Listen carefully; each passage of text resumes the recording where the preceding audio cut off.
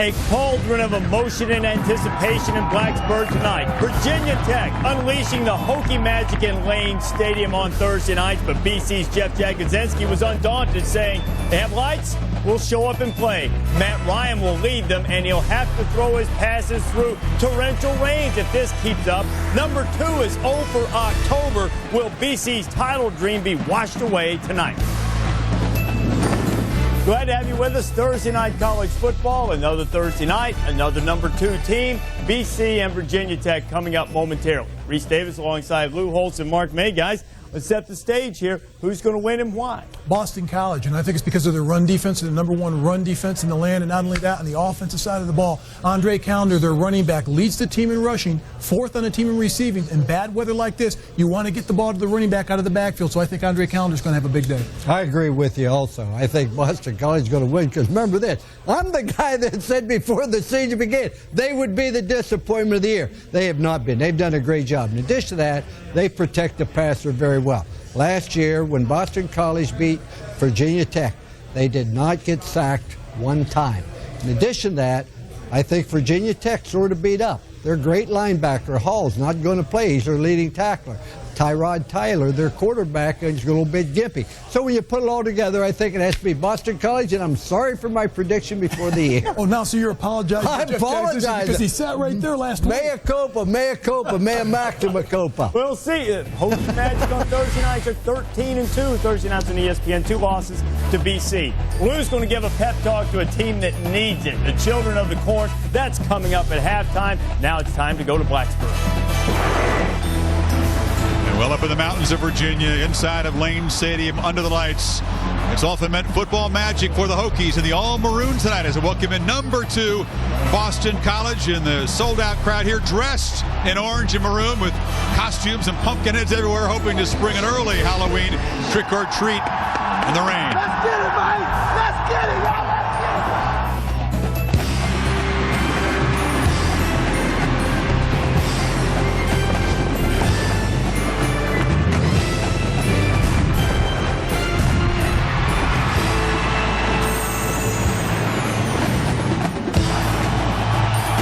Welcome to Virginia Tech's Lane Stadium and college football prime time presented by Applebee's. A crucial game tonight in the national championship race. Number 2, Boston College, and BCS number 8, Virginia Tech. Also an important ACC game. But BC, unranked in the preseason, has made a rapid rise. They've been doing their job while the upsets around them have vaulted them up to number 2, behind only Ohio State. The Buckeyes, of course, have a test at Penn State on Saturday. BC, a true national title contender, but the Hokies down at number 8, also not out of it. And welcome what we hope is going to be a special night of college football. Chris Fowler, Todd Blackledge, and Craig James, a regular guy in the middle. Doug Flutie, it's hurting him not to be here tonight, but he's up in Canada being inducted into the Hall of Fame up there. Todd's filling in, and we expect a good one here. Boston College ranked at number 2. It's the highest ranking since 1942. It's part of a very special sports scene in Boston with the Red Sox and the undefeated Patriots. But boy, within a 13-day span, number 2 has lost 3 times. BC, if they get out of here, though, Craig, they're a serious contender. Absolutely. And last week we had South Florida at Rutgers, number 2 team, went down. This is the same bullseye that's on the chest now, Boston College. A lot of folks around the country are trying to figure out really what type of team is Boston College. Are they for real? They don't have a lot of signature victories on that schedule right now. When you start beating UMass and Army and Notre Dame, that makes you wonder, is this the number 2 team in the country? Here at Lane Stadium tonight, it is a violent place. It's going to be a big challenge for them. Well, Virginia Tech, after their 41-point loss to LSU back in September, everybody kind of wrote them off. They were out of the picture, but they found a way to keep winning. Their defense has gotten better and better. Their offense finding ways to get it done. And if they win tonight, not only are they right in the thick of things in the ACC, they're right back in the national championship picture. They'll count on emotion. The offense has been struggling. And at quarterback tonight, Tyrod Taylor, the talented true freshman number 5, still has a high ankle sprain. Not going to go. So Sean Glennon there, the experienced junior number 7, gets the start. That should mean more passing and less quarterback running. But that's a quarterback situation to keep an eye on for Virginia Tech. We'll also keep an eye on the quarterback for Boston College because he's very, very good, Matt Ryan. I got a chance to watch a lot of tape on Matt Ryan this week, and I love him. And what I like like about him is he's got the NFL body, 6'5", 220 pounds, the arm that can make all the throws. But what jumps out at me on the film, he's got the NFL mind right now, too. He sees and recognizes defenses. He knows where pressure's coming, and he's a very difficult guy to sack because the ball gets out of his hands very quickly. He better get out of his hands tonight because Virginia Tech's defense believes that they have a chance to get in the backfield. Matt Ryan's going to have some challenges, and really Beamer ball will be on display here tonight. Eddie Royal, punt returns. If, and I say if, he can return a punt and get it in his hands, unless they kick it away from him, watch out. Defense, you see all the tip balls. This is a defense and a special teams that in Beamer's years have a combined 112 touchdowns. You see the touchdowns this season. So Beamer ball will be on display here tonight at Lane Stadium. Matt Ryan better be aware. They may need some Lane Stadium magic. They may need some help from special teams. This crowd will be involved, and right now the Hokies set to make that walk through that long, dark, claustrophobic tunnel. It's one of the great entrances in college football. Enters Sandman and Metallica playing, and this place jumping up and down on a soggy, chilly, foggy night in the mountains.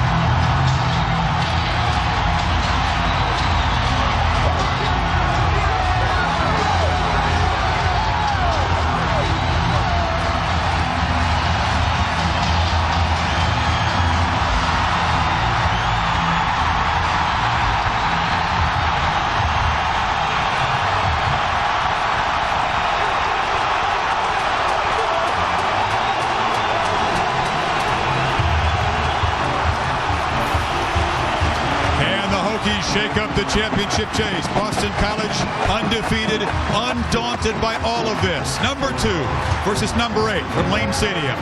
Next.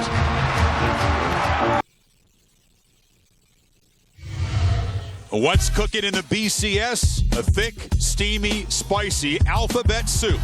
At number 2, the BC Eagles soaring to 7-0. Led by a QB determined to prove you can't spell BCS without BC. But tonight they face a major hurdle in the lane, under the lights, where the Hokies have been special on Thursday night. Can Beamer Ball bring down BC? All the ingredients for an ACC showdown. Soup's on. BC versus VT now. In Lane Stadium on a Thursday night, Virginia Tech's been beaten only once, but the team that beat them, that was Boston College, and the Eagles got them last year up at Chestnut Hill a year ago, 22-3. Jeff Jagodzinski in his first year as head coach for the Eagles, undefeated and not intimidated at all. He's with Aaron Andrews. Well, Coach, you told us being the number 2 team in the nation is like wearing a bullseye. By the way, the number 2 team has lost 3 weeks in a row. How aware of that is your team? I don't think it makes any difference what they did the last 3 weeks. So we're going to go out and play our game, and I think it's going to be a heck of a football game tonight. I know you've heard all week long, Thursday nights at Lane Stadium, it's a pretty tough place to play. How did you get your guys ready for this? Well, what I did, I made sure that they had lights because it was at night, so I think we'll be okay. All right, thanks. He loves that saying. Aaron, thank you. A little sarcasm. They didn't take to that too kindly down here. Those are fighting words for Hokie fans who definitely believe in the magic of Lane Stadium, especially at night, especially on Thursday night. Frank Beamer, 204 career wins. We talked about the weather. Neither team's played a game in really bad weather so far this year. Haven't practiced in bad weather that much. And yes, the forecast calls for more rain and some wind. You know what I like about what Jagodzinski did there is they talk about a team taking on the personality of their head coach. Well, I think he wants his team to have his personality. We're not afraid to play anybody. We'll come in here and play. Yeah, it's a great crowd, but you know what? This is what you come to college to play in games like this. And you got to be relaxed. When you're on the road in a hostile environment, the last thing you need to do is have a team playing tight. And this atmosphere lends itself to making a player uptight. BC players say they prefer to play on the road where there's more juice than there is at home. They played a good game at Georgia Tech and at Notre Dame. There's the dangerous return man, Eddie Roll. And Royal to receive the kickoff of Apanabish, who she just squibs it, bounces off one of the up men and is covered by the Hokies at the 37-yard line. So they don't even try to tempt Mr. Royal, the dangerous return man. And now number 7, Sean Glennon, who's had such an up and down career, back in as starter with Tyrod Taylor unable to go. And we saw that the Eagles offside on the opening kickoff. Quick decision by Beamer to take the ball. Sean Glennon played very well coming off the bench last week against Duke.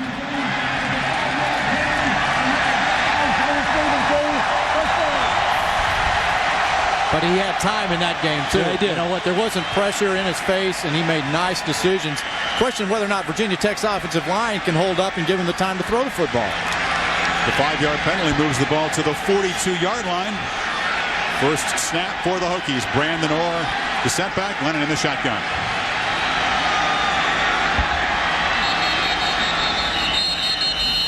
You know, flag on the kickoff, and now whistle before the first play.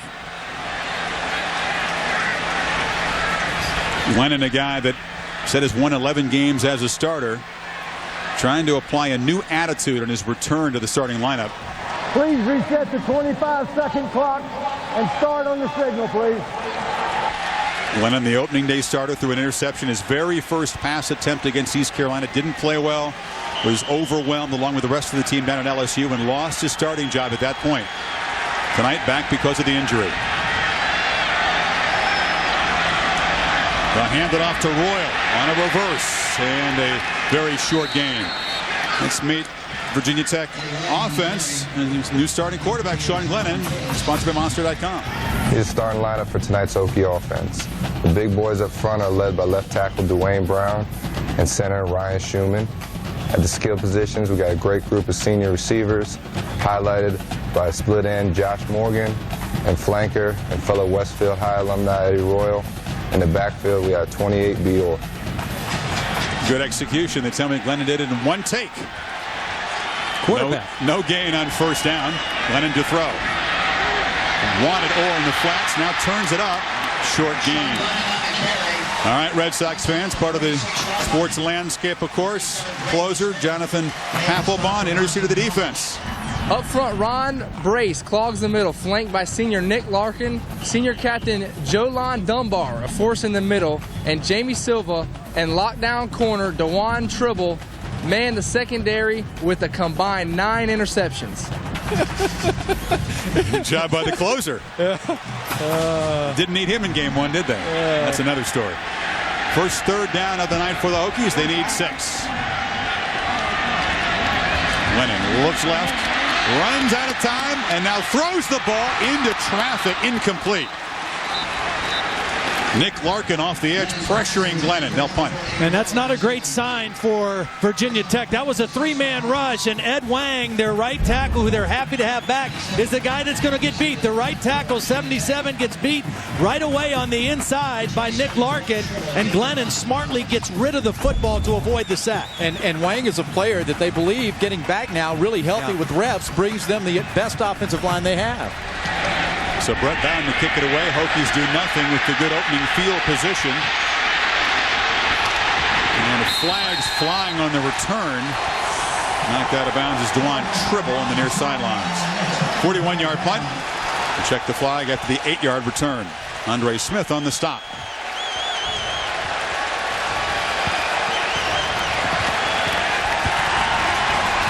And that'll back up Jagodzinski's offense in the first possession. How will these teams respond to the rain? Biggest concern for a quarterback, Todd, when it's raining hard now. Well, the first thing is getting the snap. You got to make sure you secure the snap. As long as they keep the balls fairly dry, and Matt Ryan has a big hand, so I don't worry about him hanging onto the football, but you got to get that snap first, and then you don't squeeze the ball quite as hard when you throw it when it's a wet ball. Take a little bit off your grip. And the BC's goals in this game here, 2 things: no big plays in special teams and no turnovers. So if you're a ball carrier receiver, squeeze the football. Andre Callender gets the start at tailback. He's been the featured back this season to the left of Ryan.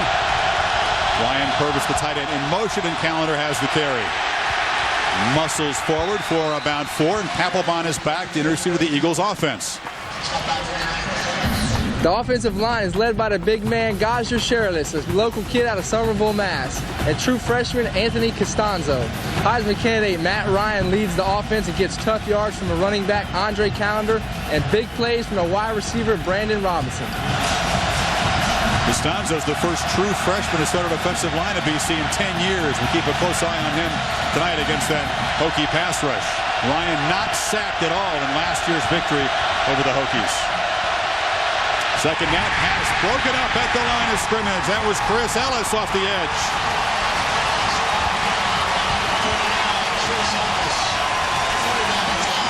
Here's Macho Harris, introduce you to his teammates on defense. Hey, here's your Hokie defense. Starting with the defensive line, led by sack master Chris Ellis, and in the middle, veteran linebacker Xavier Hammer Adibi, and in the secondary, joining me, my partner in crime, Brandon Flowers, with our captain of our defense, DJ Parker, and the young star, Cam Chancellor. Real name Victor, but he prefers Macho.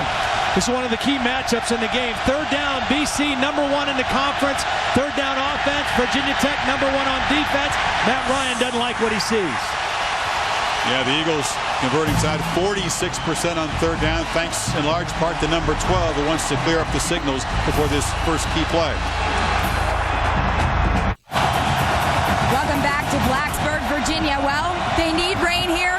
They got it. It has been raining this hard for about 48 hours. Our crew, we got here yesterday, was raining this hard. We were driving around in it. Now, this is the hardest. It has been raining all game long. Even in practice, it was coming down pretty good, guys. This is pretty darn hard.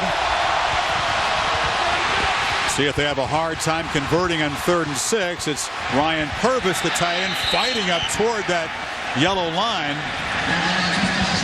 Barry Booker, the defensive tackle, making contact. You know, this is a game really where you talk about the weather and the impact that it can have on both football teams. But now here we are, first special teams Beamer ball opportunity.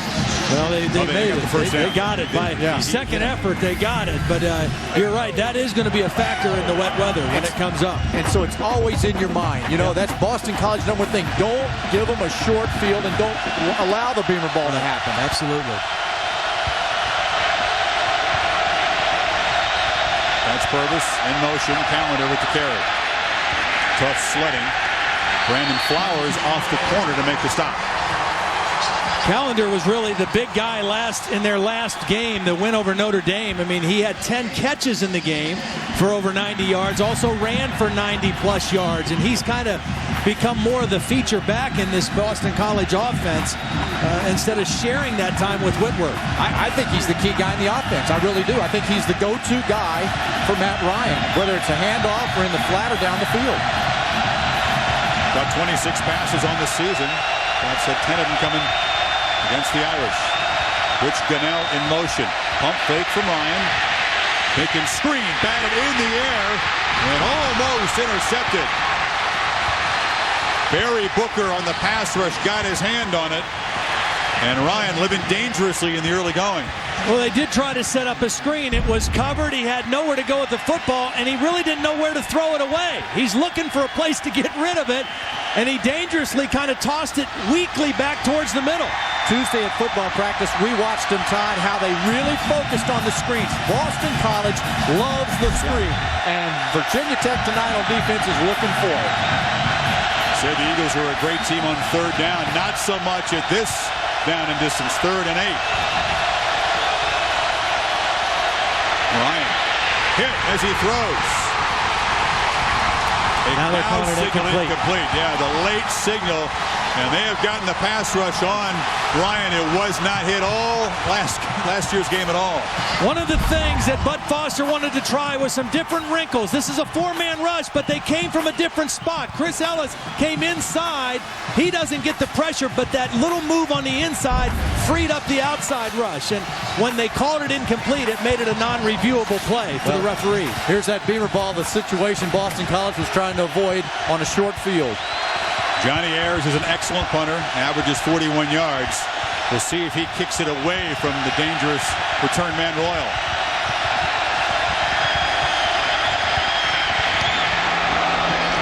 Great kick. Wow. He booms it out of bounds and deep, and Royal no chance on that one, and the Hokies will have the ball at about their 36, 37-yard line. 53 yards in the first punt for Ayers.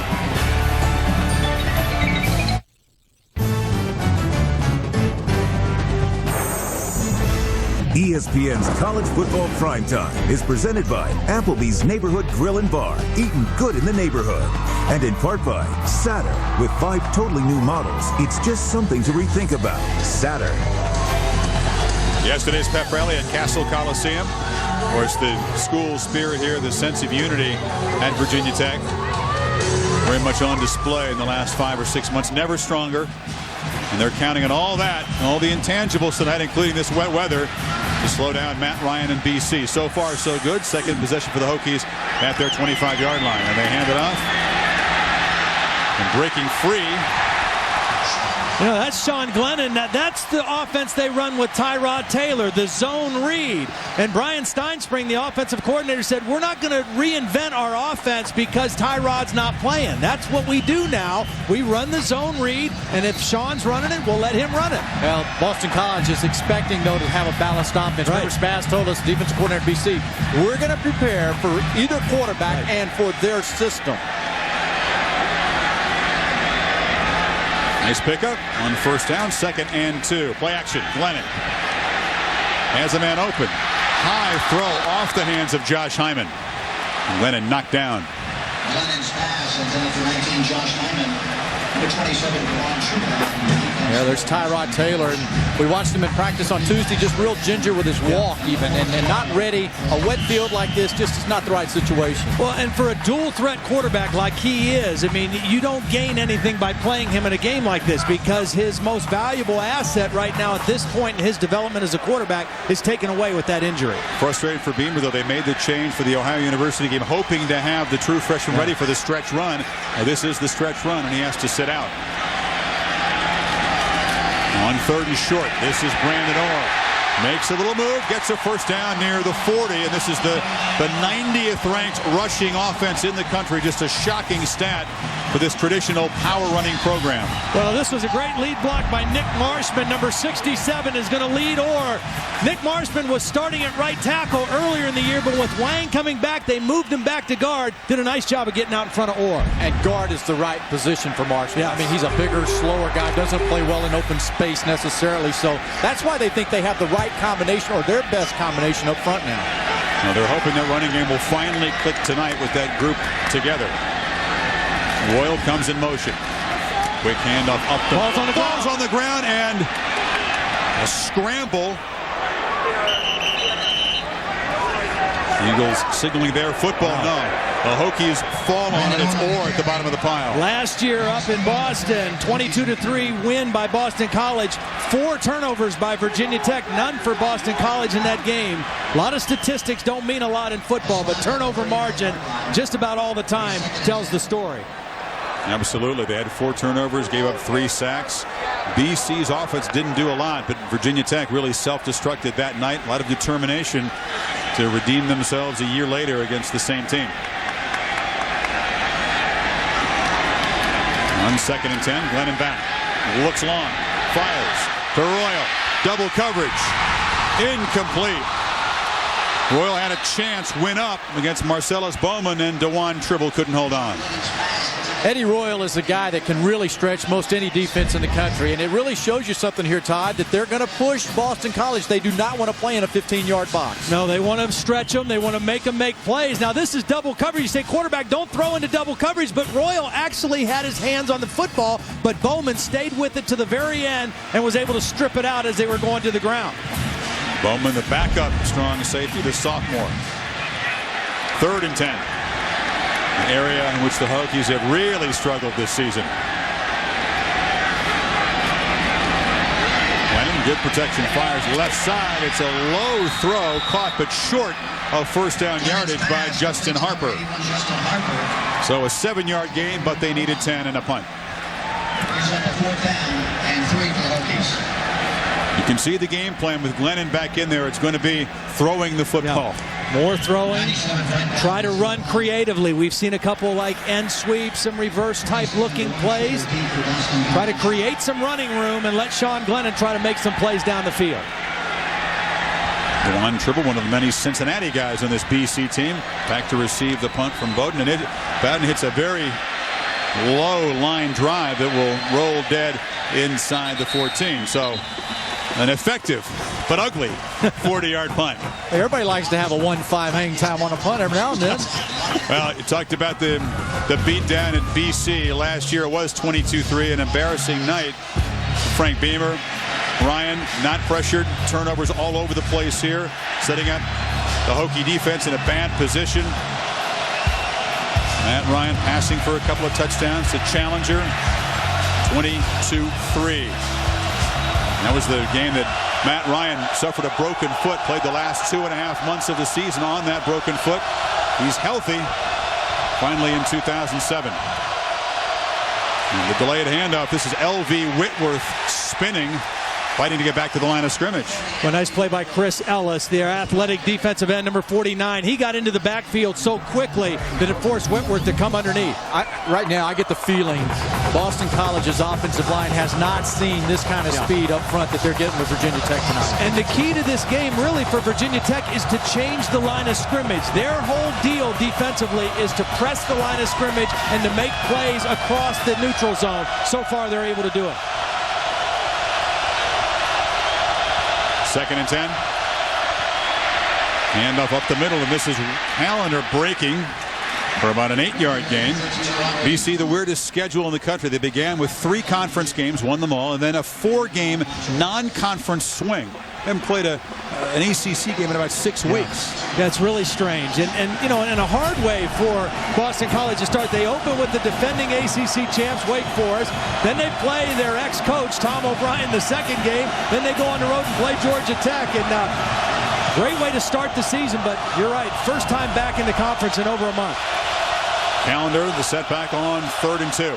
Ryan will throw. And he's going to lob it high for the tight end, almost intercepted. Another risky throw as Cam Chancellor, the rover, had roved right into the area of the tight end. Making the right decision is something that's critical for Matt Ryan in this offense right now. And this defense, we saw the drop, the bailouts. They're going to change the looks up front for Virginia Tech all the time, and Ryan really struggling here early. 1 of 5 for just 6 yards in the early going, and he has been pressured, and the Eagles not trying to run the ball on 3rd and 2. Come up empty, another punt. Johnny Ayers 53 yards on his first punt. Royal hoping he gets a chance.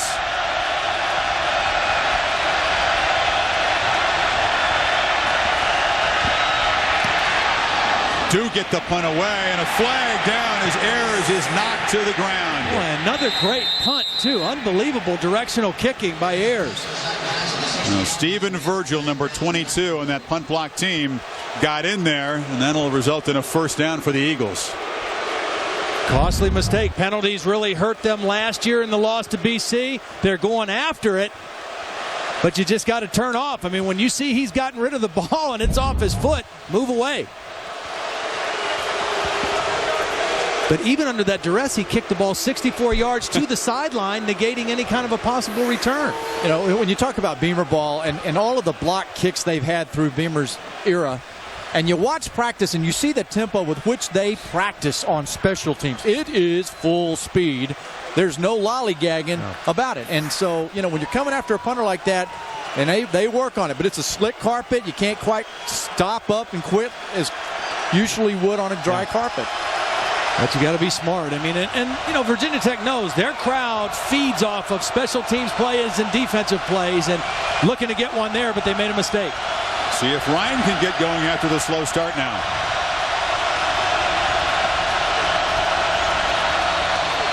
Callender, not much there. Once again, Chris Ellis off the edge, disrupting the play. Helped out by Carlton Powell and Ryan Martin.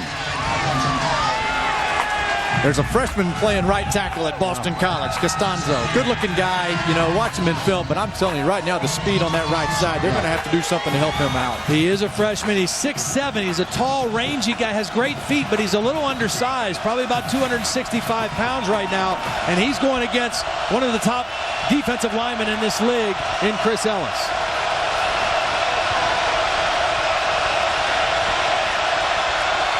Ryan on 2nd and 11. Fires over the middle. Wide open.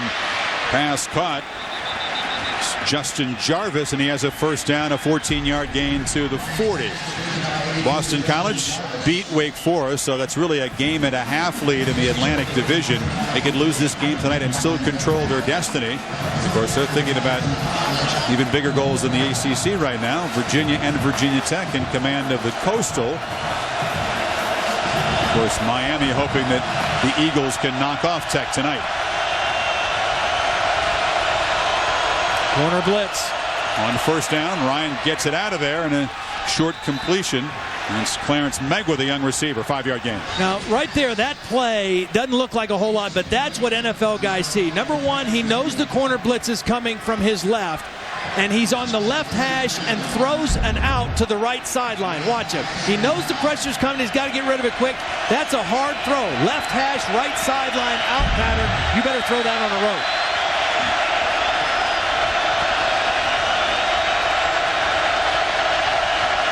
On 2nd and 5, Callender tries to cut it back. It's tough sledding against the left side of that Hokies defensive line. Carlton Powell, senior from Chesapeake, Virginia, on the stop. And you talk about Ryan and that throw, and keep in mind, this is a rainy, soggy surface, you know, and his accuracy and decision-making in watching the film was unbelievable. Yeah, he is. He knows where he wants to go with the ball. He doesn't hold it too long. That's why he's hard to get to. Now, Virginia Tech has gotten to him with some pressure. Last third down, they went 3-man rush, and he stood back there and made a big throw. Hokies sub in 3 fresh bodies on the defensive line on this 3rd and 4. Ryan flips it short, caught, fighting near first down yardages. Callender, I don't think he's got it. Needed to make the 50. And they'll spot it a yard short. It'll be 4th down. Xavier Adibi, the active inside linebacker, the senior, their best defensive player, with his running mate Vince Hall out injured on the stop. Coach Jagosinski, now that he's got that number 2 bullseye on his chest, we've seen some other highly ranked ball clubs take some chances on 4th down. Well, this is smart, though. This kind of weather on the road. Les Miles will go for this. Yeah, he might.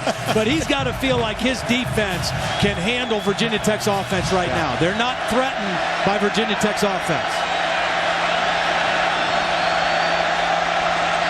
Hokies don't really come after this punt, and Royal lets it go over his head, and it'll roll right near the 1.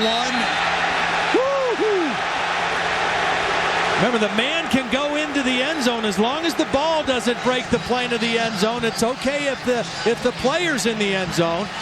Great job. Razzie Smith got down there to get a hand on it, and look at the field position for Virginia Tech on a nasty night in Lane Stadium. Wow.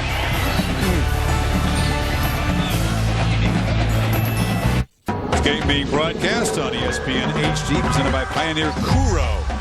Get a good test of high definition as they review the spot of the football. The ruling that the ball did not break the plane, and the spotting of the ball inside the 1-yard line. If the ball did break the plane, Hokies will gain field position. What do you guys think? Here's the blown up view of it. I don't think it's conclusive. I mean, you can make a little bit of an assumption there that it maybe did, but I don't think there's anything conclusive. I don't think it broke the plane. I think it was a great call and well executed. And again, with weather like this and conditions like this, you have to play field position. Your defense has played as well as they've played this season. Play field position. Try to get Matt Ryan a short field on his next possession. Good job by him. Robert Francois not to knock that ball in the end zone, but cradle it at the 1-foot line, and a quarterback sneak from Glennon on first down, and they get a pretty good push. Not near the 5. Well, I guess you know what, if they want anything, they'd like to go forward and get bunched up in a little diamond formation. As their first noise there, they cut the defense off guard, maybe. Take 4 yards on Quarterback sneak anytime. Well, they're averaging 3.3 coming into the game, so if you get 4 on a quarterback sneak, I might run it again. 3.3 per rush this season is not a Hokie-like number, that's for sure. Lennon looking to throw. He'll tuck it, and he'll be knocked out of bounds across the 5. See, right now, Eddie Royal's telling Sean Glennon, I think he had Royal, but he's just got to make that decision just a hair quicker. He rolls out, he gets his shoulders turned, he's got to get rid of that football. He waited a little too long. But as a quarterback, Todd, that takes confidence. Yeah. And, here's a guy that is feeling his way back into this lineup. And he knows probably that there are a lot of teammates thinking Tyrod Taylor was the guy, but he's got to make the throw. Ugly numbers. The NCAA ranked 90th on the ground, 101st passing, and 112 in total yards per game. And yet they're number 8 in the BCS. 3rd and 5. Play action. They'll throw it in the flat, too high. Sneaking out was Carlton Weatherford, the fullback. Glennon delivered it too high, and they'll punt. Najee Morris pressuring him off the corner. It's kind of a short yardage play, out of the I formation, show, run, and slip the fullback out. And if he'd have got that throw down, Weatherford would have had the first down and a new set of downs for Virginia Tech. Bowden backed up near the end line on to punt again. Pretty good punting duel so far in the first quarter. And another low kick. Tribble fields it inside the 40, hit immediately. Excellent coverage by Virginia Tech, but outstanding field position. Brandon Dillard on the stop, just 34 yards. Well, we talked about this being a very exciting time for Boston sports fans. The Red Sox 3 wins away from the World Championship. The Patriots just crushing people. They are taking notice of BC, but hey, it's a crowded landscape. A lot of excitement about the Celtics. There's a lot of college teams in the city of Boston that kind of divide the loyalties there. Well, I can kind of speak to experience there, but in the 80s, the Patriots, we were kind of second fiddle a little bit. You had the Red Sox and the Celtics, and they were doing their thing, but you have to understand, share the love. Yeah. That's what they do there. And they'll take notice if BC gets out here with a win and continues on the national title. Throw it.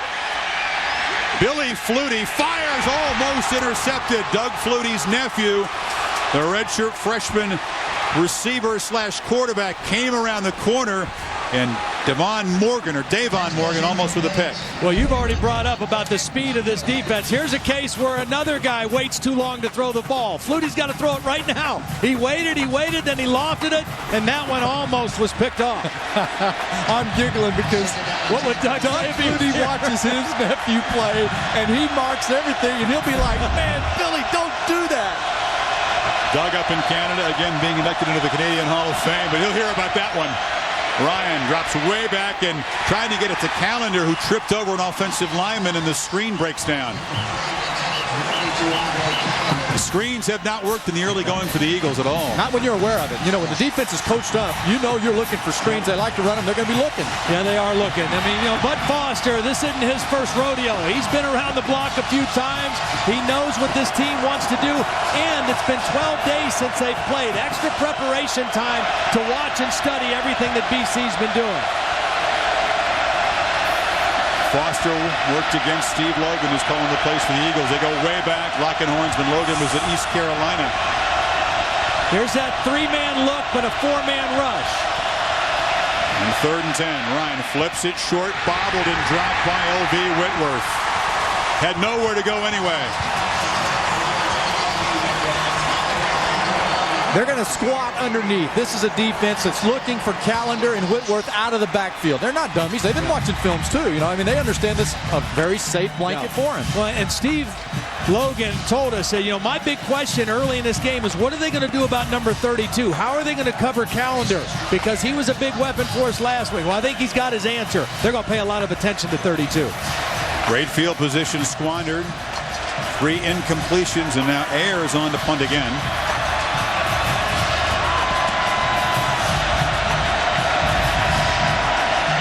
2 on the play clock, and they'll take the penalty to back up Ayers and give him more room at a pooch attempt. Well, the guy's 53, 64. You know, he needs a little more room to work with. You talk to folks who watch BC, and they'll say, yeah, Matt Ryan's a great player. Jolon Dunbar, our linebacker, he's an outstanding guy. But very near the top of the list of Eagles who played great this season, Johnny Ayers, the senior, and Jagodzinski right there praising his guy. Yeah. Well, he's done a great job tonight under bad weather conditions. He's a two-sport guy, also plays baseball for the Eagles. You know, this is weird. On this play, they brought in a whole new group to play punt defense here. An entire new 11 for Virginia Tech.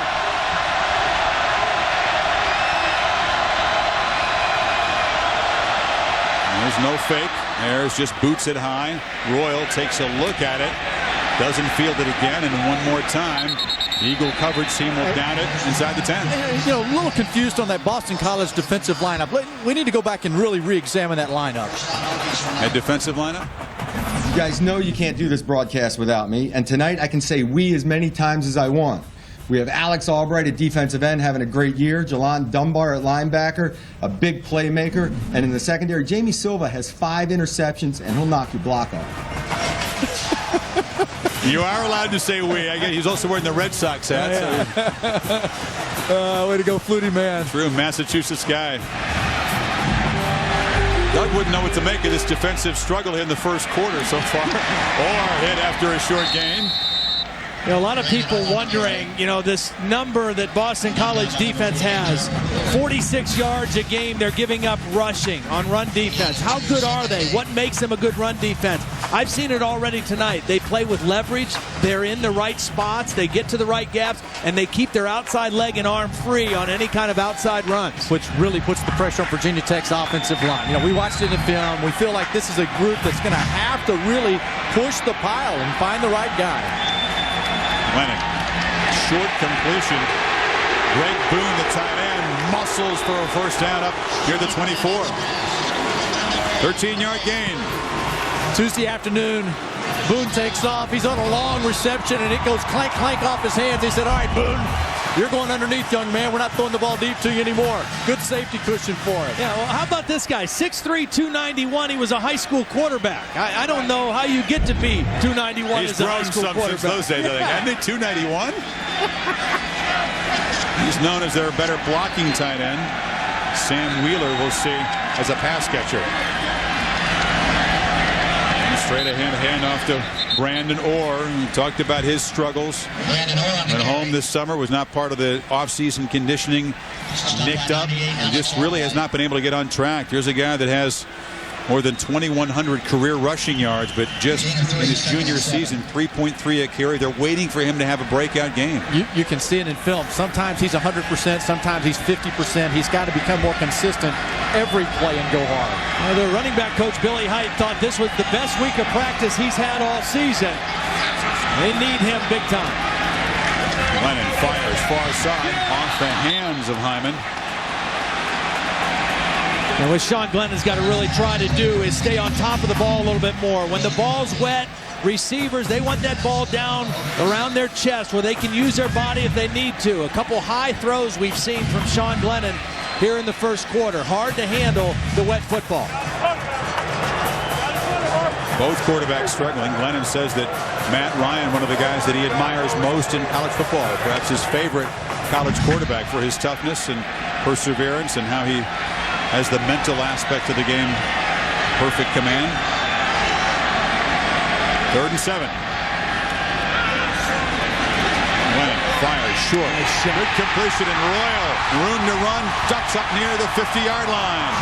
He beat the safety, Paul Anderson. That was an authoritative throw from number 7. Well, and I was just getting ready to say, don't work so much the outline, the sidelines. It looks like that right now, at least Glennon feels more comfortable in the middle of the field. Well, he looks pretty good in the pocket on this one. He stays in there, he gets good protection, and he stays up on top of the ball, and that keeps that nose down right into Eddie Royal for the completion. And you see Eddie Royal wanted to use that body just to secure the catch for the first down. And want to get Eddie Royal as many touches as they can, the senior from Herndon. He's run the ball already once tonight for no gain. And it's his first catch.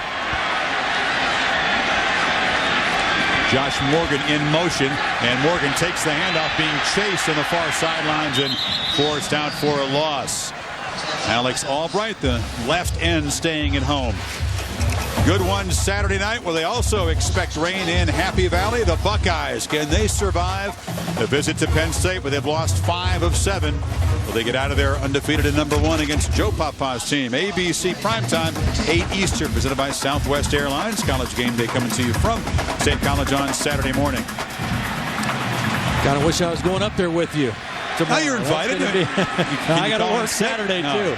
It'll be a good one in Tennessee. You've got the Gamecocks in there. Glennon on 2nd and 14. Has lots of time. Now tucks it. And he'll get back about 4 of those yards. Albright on the stop. It'll be 3rd and 10. Now, that is a big game, though, at Happy Valley. You know, obviously, Ohio State sitting up there at the top of the heap. Penn State, I was impressed last week with Penn State. I know they gave up a lot of points, but the fact that they won the game. Yeah.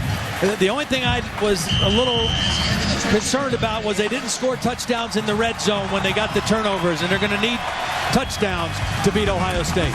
Right here, 15 minutes in the book. It's a scoreless stalemate. Eagles with 43 yards, Hokies with 69 in the first quarter.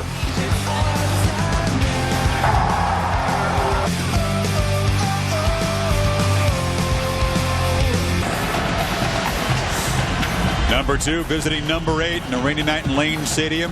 The old-fashioned field position football games in the first quarter, scoreless. And now the Hokies have moved the ball 39 yards out from the shadow of the goalpost, face a 3rd and 10. Lennon still got it. He's got some room. And he's got a first down.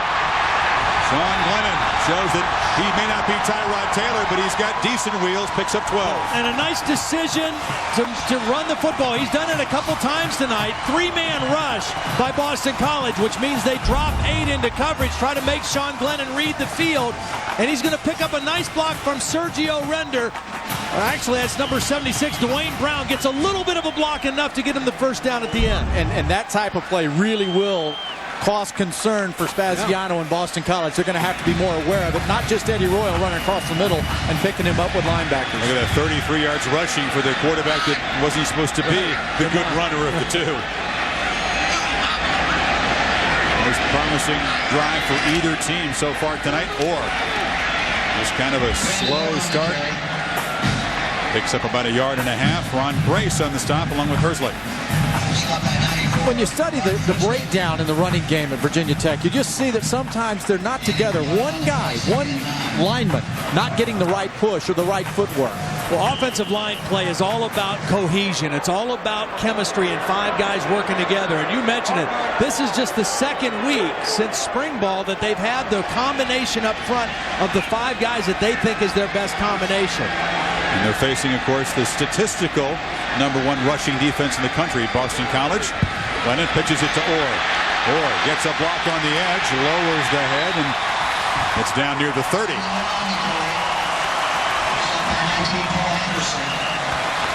I don't think even Frank Spaziani, the defensive coordinator, thinks that he's got the best running defense in the country. It's a function of the opponents they played and the way the games have gone, with BC playing with the lead a lot of times. They're giving up a lot of passing yards, but they're still pretty stout against the run, and they have been pretty much over the last decade. Well, and they're solid. I mean, they don't have flashy guys on defense, but they're smart. They get in the right spots, and they're good tacklers. And I talked to Spaz before the game. He was up here in the box wandering around, and he said, you know, these guys have rope-a-doped us a lot of times in the past. Last year we stopped their run pretty good, but I'm still concerned. 3rd and 2.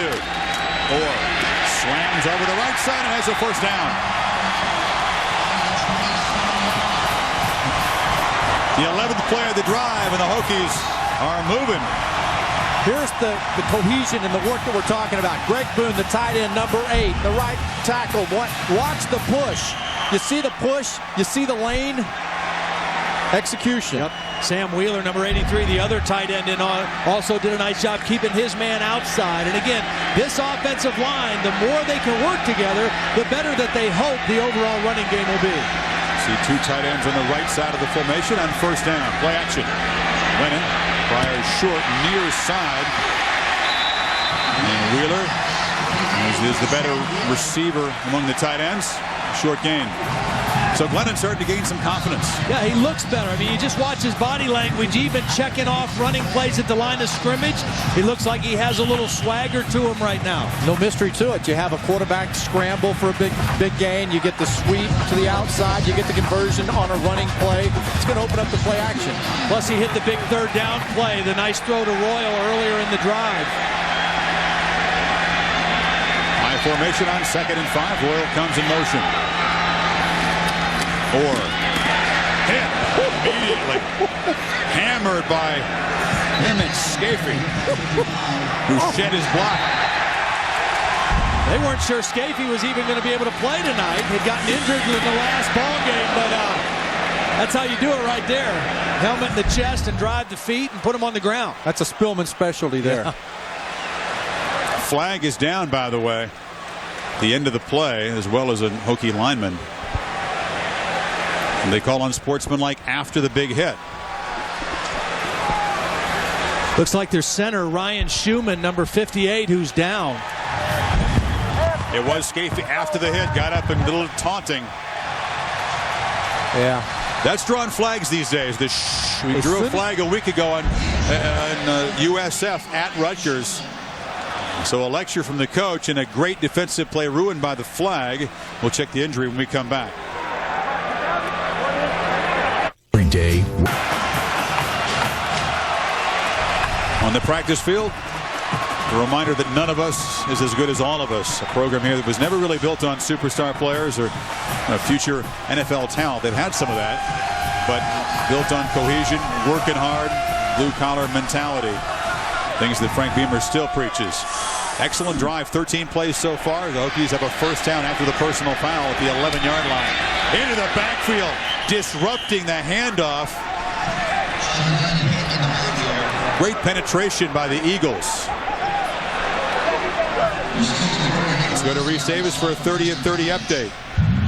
All right, Chris, San Diego Mayor Jerry Sanders says Qualcomm Stadium will be closed to fire evacuees as of noon Pacific time on Friday, perhaps paving the way for the Chargers and Texans to play there this weekend. And David Stern says that more than half of his officials violated casino gambling rules, but they won't be punished because Stern's about to change those rules. Sports Center after the game. Stay current with ESPN News.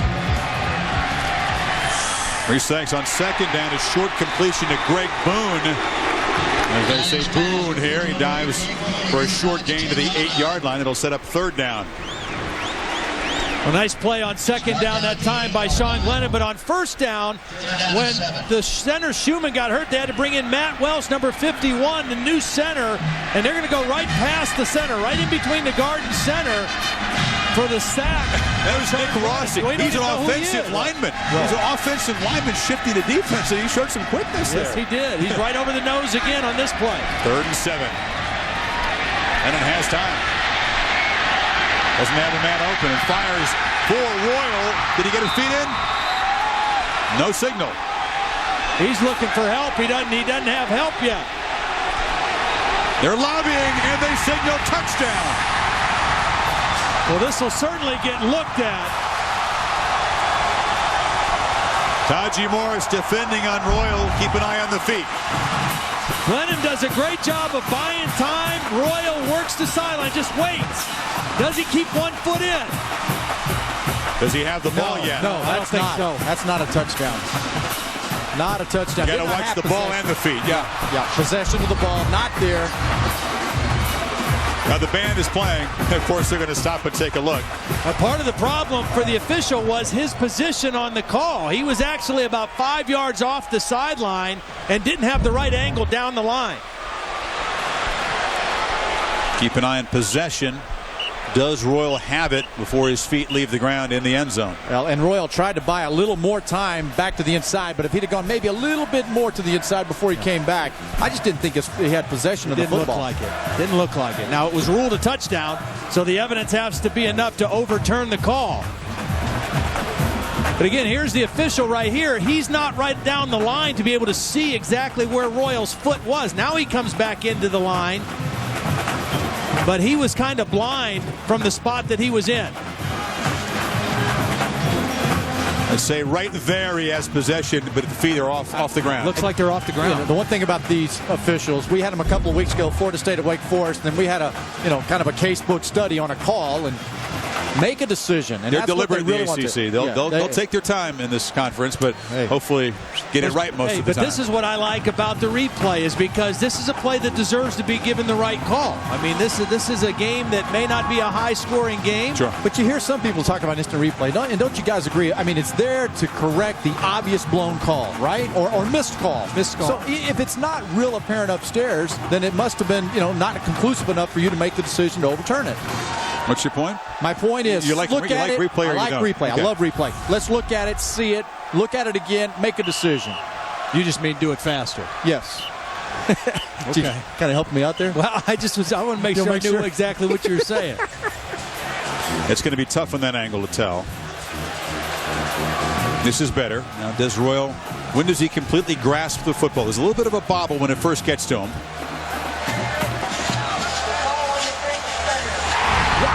Wow. They did not see enough to overturn the call in the field, which was very late. And a touchdown for Royal. Now, why is that so important? I mean, for Virginia Tech, they've won 34 straight games when they've scored first. So, I mean, you don't necessarily think that's got to hold up, but it means a lot in a ball game like this. Judd Dunleavy on for the extra point. What a drive by Virginia Tech. Controversial ending perhaps, but they go 91 yards. 16 plays, 7 minutes and 13 seconds. They do take a 7-0 lead. And they really now, Sean Glennon has to feel good about himself. What a drive that he had on this. And it really was a result, first of all, of his scrambling. And man, Todd, that's going to put a lot of concern in that defense. Right, because Boston College say, hey, we're going to rush 3 and drop 8. We don't fear you as a scrambler, but when he scrambles for a first down, he moves around in the pocket, buys extra time, and ultimately gets the touchdown throw on that play. Glennon 5 of 6 on the drive, and Aaron, a very different Sean Glennon that we've seen in several games this year. As he should be, Chris. I'm standing right behind him by the bench, and he is ecstatic, very happy. His teammates coming over and congratulating him. This was a guy that his head coach Beamer said, you need to stop reading the message boards. You need to just pay attention and concentrate on what you do the best. Very happy Sean Glennon over here on Virginia Tech's sideline. He admits there, and he pouted after he got benched. The Ohio University game, Tyrod Taylor, the true freshman, comes in and starts. Glennon didn't handle it well. They didn't have a lot of conversations with him. They kind of let him cool off, and eventually Brian Steinspring, the offensive coordinator, started to praise him in the practice field to kind of help rebuild his confidence, and he's been a pretty good teammate to Taylor since then, but he is eager to have this chance tonight. Well, and I think he finally realized after that Ohio game, he said, look, I realized I just had to get over it. I had to get over it, and now I had to prepare in case I get another opportunity, which he got last week, an even better opportunity tonight. And realistically, don't you remind the young man that he played at LSU and that LSU's defense has manhandled and made a lot of quarterbacks look terrible this year? And I really think the move to Tyrod Taylor was not so much negative about Sean Glennon as it was our offense needs a spark. Brandon Orr's not the same. We need somebody to give us a spark. They thought Tyrod could do that. Jared DeBelli leads the ACC in touchbacks. Instead, boots it short, and Jeff Smith will have a chance. Jeff Smith has a crease and is knocked down at the 35-yard line.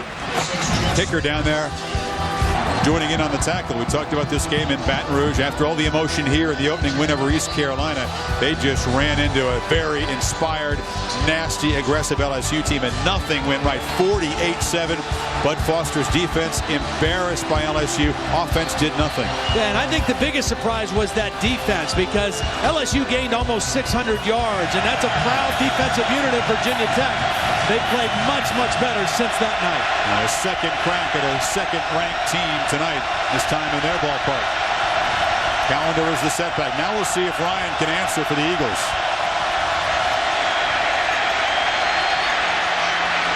Punt. Brandon Robinson on a very short 3-yard gain. Cody Grimm, the linebacker, on the stop.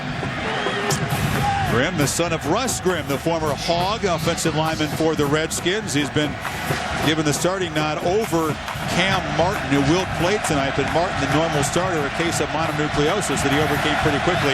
In the meantime, a chance for the sophomore with a good football pedigree. quite as big as his dad, but quicker. A little quicker. 2nd and 7. Callender is the setback. Megwa in motion.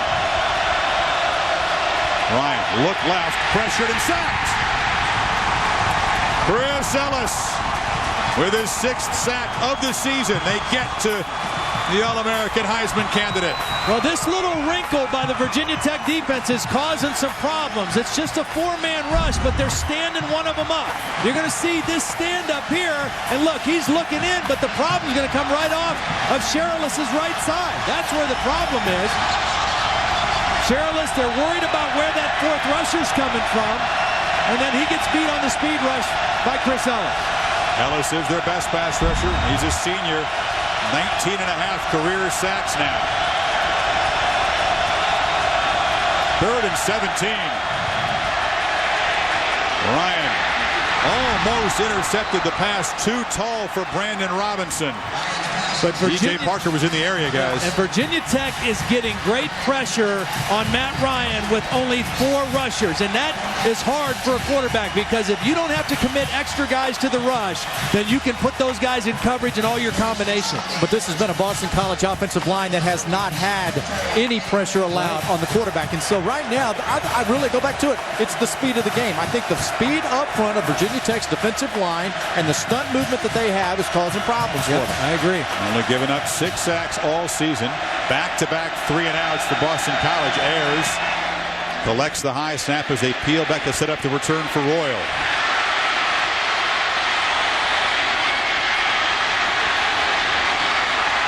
Royal cannot turn the corner.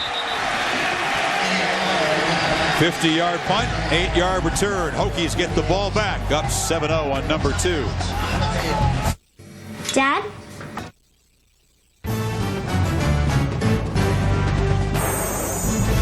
ESPN's College Football Primetime, brought to you by The Home Depot and AT&T, your world delivered. Hey Todd, we've heard you've been eating pretty unhealthy on your tour, so we whipped you up a Thai tofu, and they got veggies and tofu and brown rice, and a Hokie juice, which is carrots and beets. Todd, I know that's not your normal fare. What do you think of what's in the box here? A little tofu and I've never eaten tofu. And this is your kind of food, right? No, it's not. Aren't you the healthy guy? Don't listen to Herb. You get some steamed broccoli here. I do like broccoli. But wait, if you get through this stuff. Which one's the tofu here? I'll take the dessert. If you get through this, we do bring chocolate cake for you. I know that's more your speed. Is that made with tofu also or not? Wait a minute. It looks pretty good. They fumble the snap and a scrum.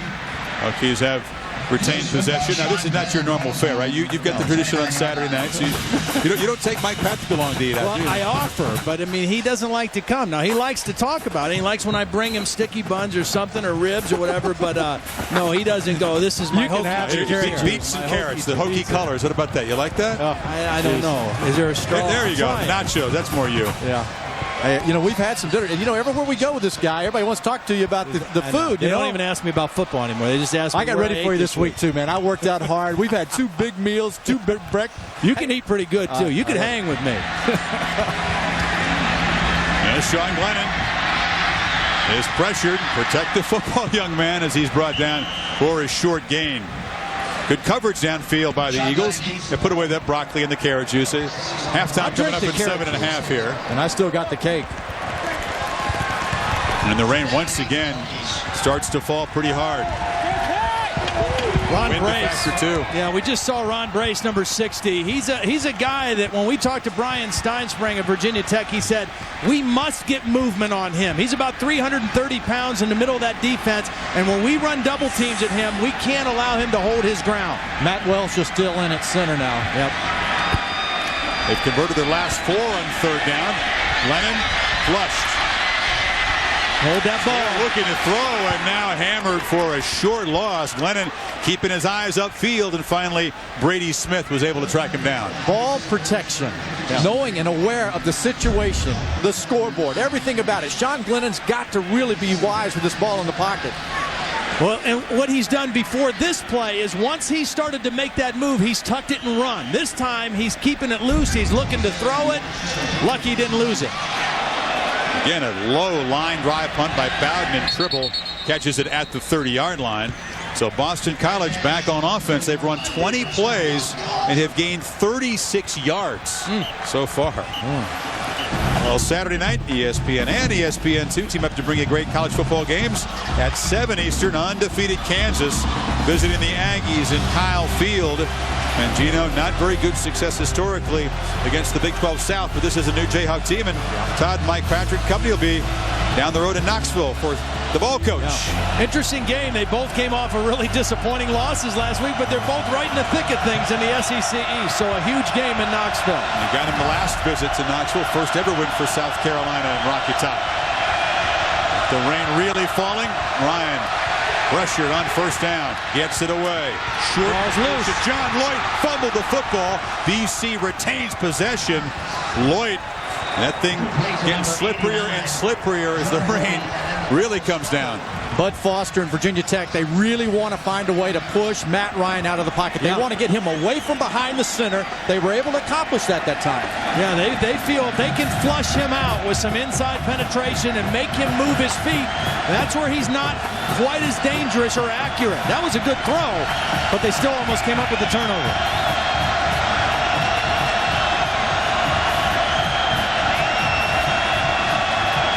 Here's that three-man look with a man standing up. Four-man rush from different spots.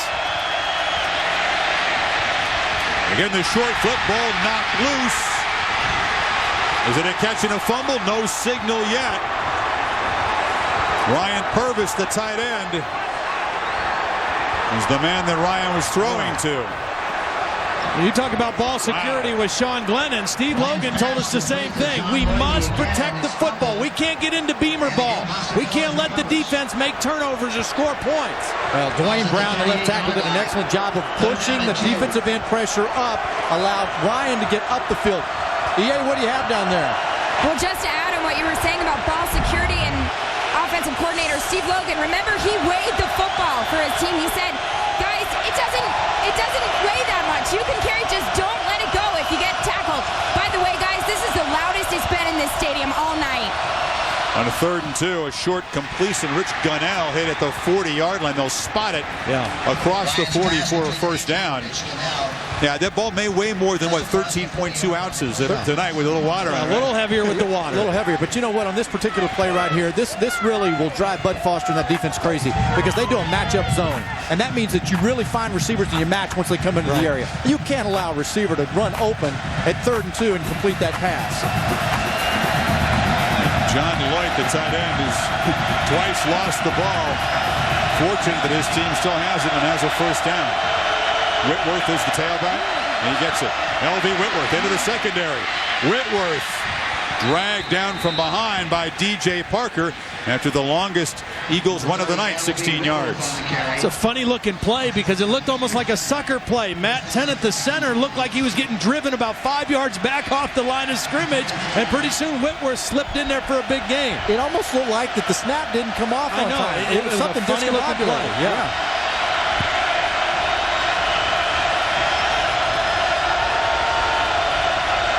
Three tight end look for the Eagles. Kevin Challenger in motion. Ryan well protected, fires. It's Challenger ducking to the 31-yard line. First down. We talked about of the night. Matt Ryan in the beginning of the show, his NFL mind. I mean, he sees and recognizes and processes very quickly. There's a lot of guys that you can show something in the film room and they get it, but they can't do it in 2.4 seconds on the field. Matt Ryan can. He read the right side, saw what he had, came back left for the quick throw. Best looking BC drive of the night.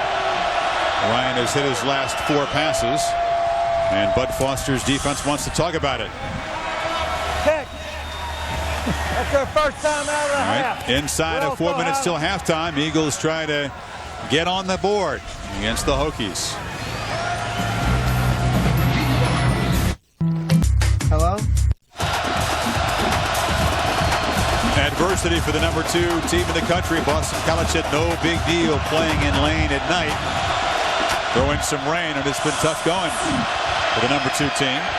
L.B. Whitworth on first down, hammered after the short gain. Ryan started the game just 1 of 5. Since then, 8 of 11, but they haven't had the big plays downfield that Steve Logan is looking for.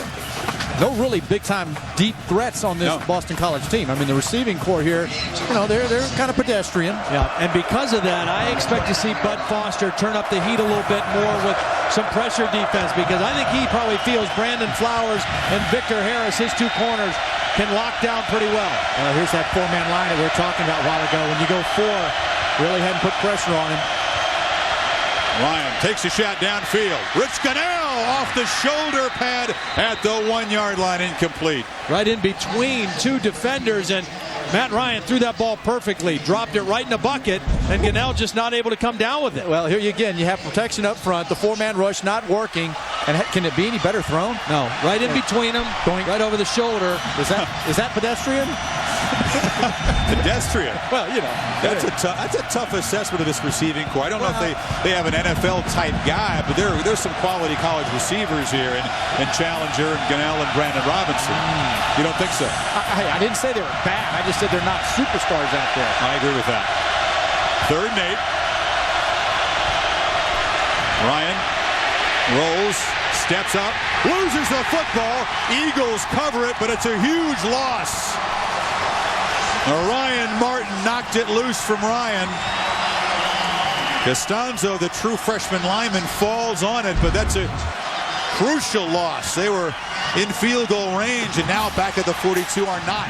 And Craig, you mentioned, Bud Foster said, we want to make him move his feet. If we can get him out of rhythm, get him moving around a little bit, we think we can make some plays. He leaves the pocket because of the pressure from Ellis, and when he steps back up, he loses the football. Is that 3 in a row now? The ball's been on the carpet, and 3 white jerseys, luckily, on those balls. Yep. Second sack tonight, loses 13 yards, and now Air is in again. An active first half, punt number 5.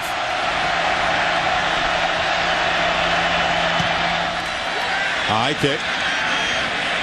Well, once again, lets it go, and this one will roll into the end zone. Inside of 3 minutes in the first half, the Hokies on top. Let's go to Reese Davis for a preview of the Pontiac Performance halftime report. Reese? All right, Chris, you guys try to stay dry there. Mayday's going to tell us who's on the mark and who's off the mark. Lou is going to deliver a pep talk to a team that desperately needs any kind of help they can get. We'll also check the scene in Eugene before the Pac-10 showdown between the Trojans and the Ducks. Pontiac Performance halftime report coming up in just a little while. Reese, thanks. A good weekend in the Pac-10. It is USC an underdog at Oregon, Cal and unbeaten Arizona State as well in Tempe. Hokies figure to be very cautious here with the lead, and the snap is fumbled. Boston College football. And again, remember, it's the backup center in Matt Welsh. They haven't had a problem in the 2 previous possessions, but that time a poor exchange. Glennon never had the football. Welsh is a guy who's played guard, both guard positions, but of no note, really, that's ever played center. So the ball in the exchange just not getting up there. And the problem was the right guard, Sergio Render, was wrapping around the center at the same time. So Glennon not able to handle that football. Mark Herzlich, the linebacker, makes the recovery. Exactly what Beamer and the Hokies did not want, protecting a 7-point lead before halftime. The defense has done such a great job limiting BC to just 64 yards. Callender, the back, on first down. They fake it to him. Ryan, lost to the end zone, throws into traffic and over the head of everybody. Robinson, the receiver. Is he forcing things now out of frustration? Well, I think they thought on that play that they were going to trick him. They went with a quick count. There was a little confusion in the lineup because of the formation for Virginia Tech, but they weren't fooled on the deep route. I think he threw that one away. And I tell you where it really worked, that play up front, because they snapped the ball before the defense was able to figure out where they were going to line up. But the back end of the defense wasn't fooled enough to make a play of it. And they have 7 or 8 different protections here at Boston College, and they have to mix it up. Good job by Chancellor and Parker on coverage there on 2nd and 10. Ryan takes the handoff. And now just throws it away. They're trying to set up a screen again. And you know that because there's linemen released downfield. I'm Steve Logan. I'm thinking, you know what? I may stay away from those screens for a while, because every time we've lined up the run one, Virginia Tech has read our mail. They've been waiting for it.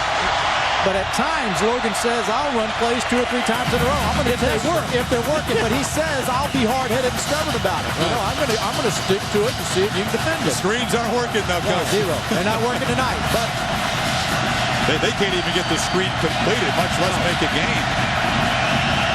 3rd and 10. As loud as it's been all night.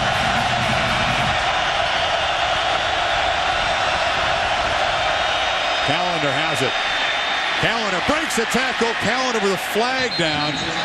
A flag down. Well, they fooled him on the run, too. Virginia Tech thinking pass all the way. They went with the quick little trap.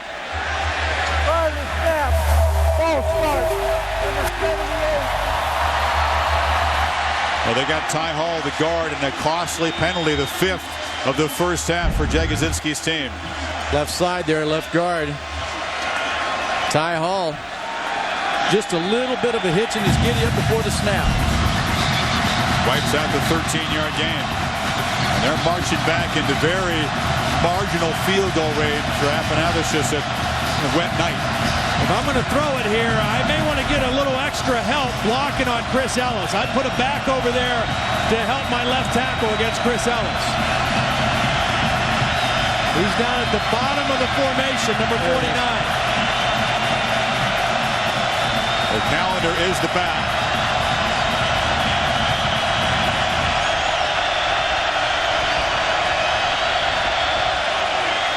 Ryan fires into traffic, incomplete. Challenger was the receiver. He had turned in the throw into the outside. DJ Parker on defense, and another strong stand by the Hokie defense. Well, before the game, Matt Ryan was out real early, and it was raining heavy, and he was out trying to throw and get used to the rain. And, you know, it's a smart guy trying to get used to what's going on with it. Well, they're going to go for it. Yeah, they're going to go for it. Athanasius, the kicker, not too reliable for much beyond 40 yards in a tough, wet night.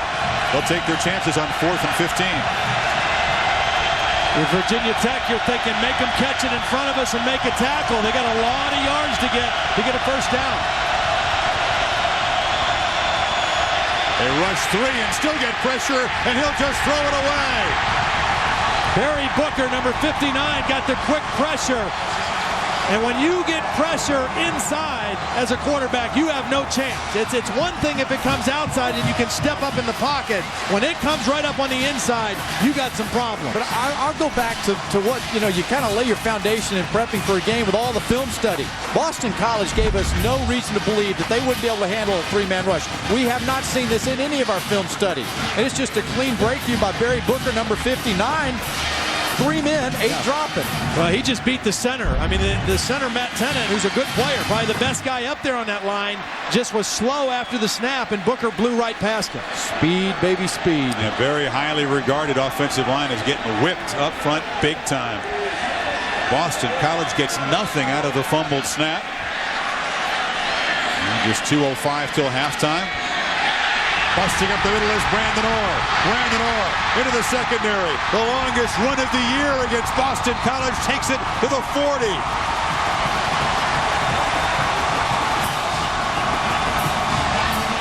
There's a new center in also. Bo Warren is now in at center, and he gets a key block right in the middle. They collapse the inside. Watch the center and the guard. The tight end comes over Sam Wheeler and gets a block on the trap. And Brandon Orr hits it for a big run. Well, you know, we've been amazed that Brandon Orr, who has had a really successful career, has not been able to get out of the gate this year. Now, that was his longest run of the year, Craig. It had been 24 yards before that. That good for 34.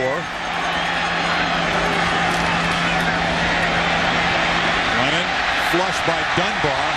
Flicks it short and complete. Good job fighting forward. Harper, a flag is down. They hit Glennon after he threw the ball. This is a personal foul, and we expect it is. This will march it deep into BC territory. They gained about 8 on the play.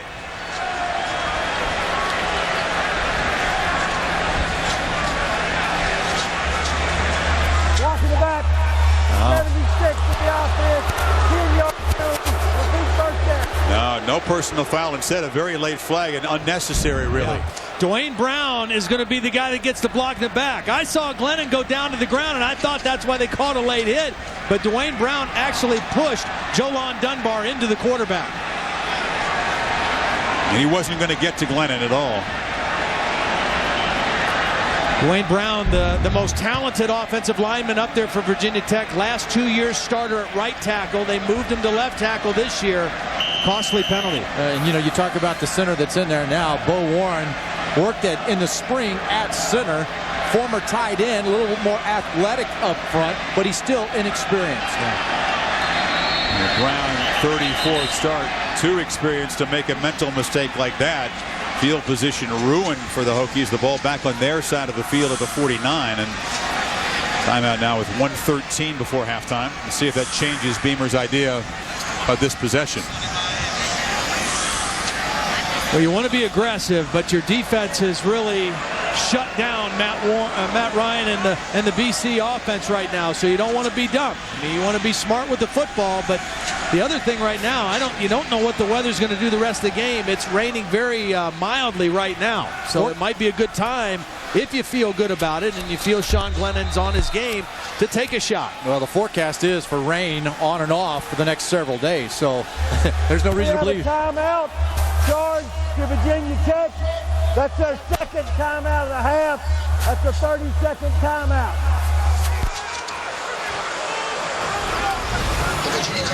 Ryan's goal is to develop highly specific anti-cancer drugs. As an undergraduate chemistry major, he's already won 2 national awards for research, a Goldwater Scholarship and an award from the American Chemical Society. My student Amanda takes full advantage of our proximity to Boston as an intern with the State Supreme Judicial Court. A promising young historian, Amanda's an invaluable undergraduate research fellow and editor of a campus newspaper. I'm Ryan Heaney. I'm Amanda Matthews. We're students at Boston College.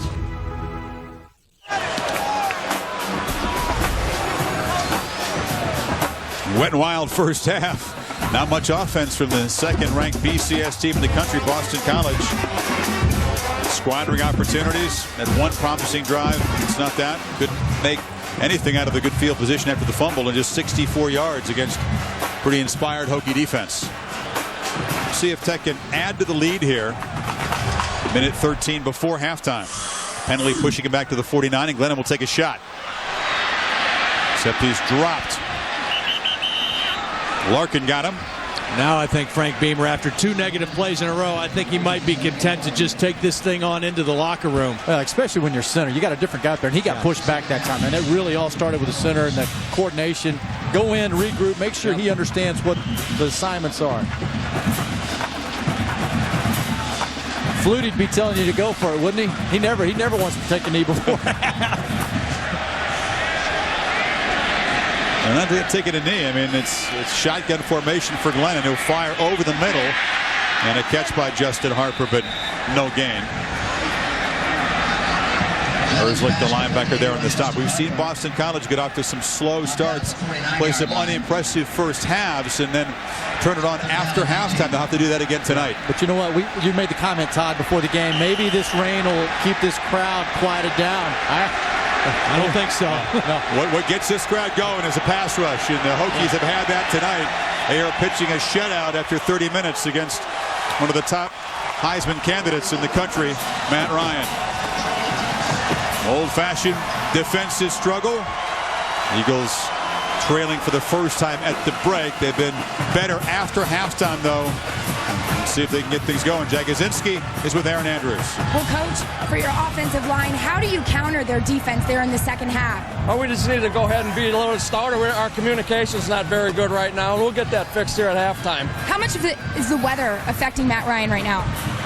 Well, we just got to get back into a rhythm and start throwing and catching. We had some drops in that. We'll get that fixed. Okay, thanks. Chris.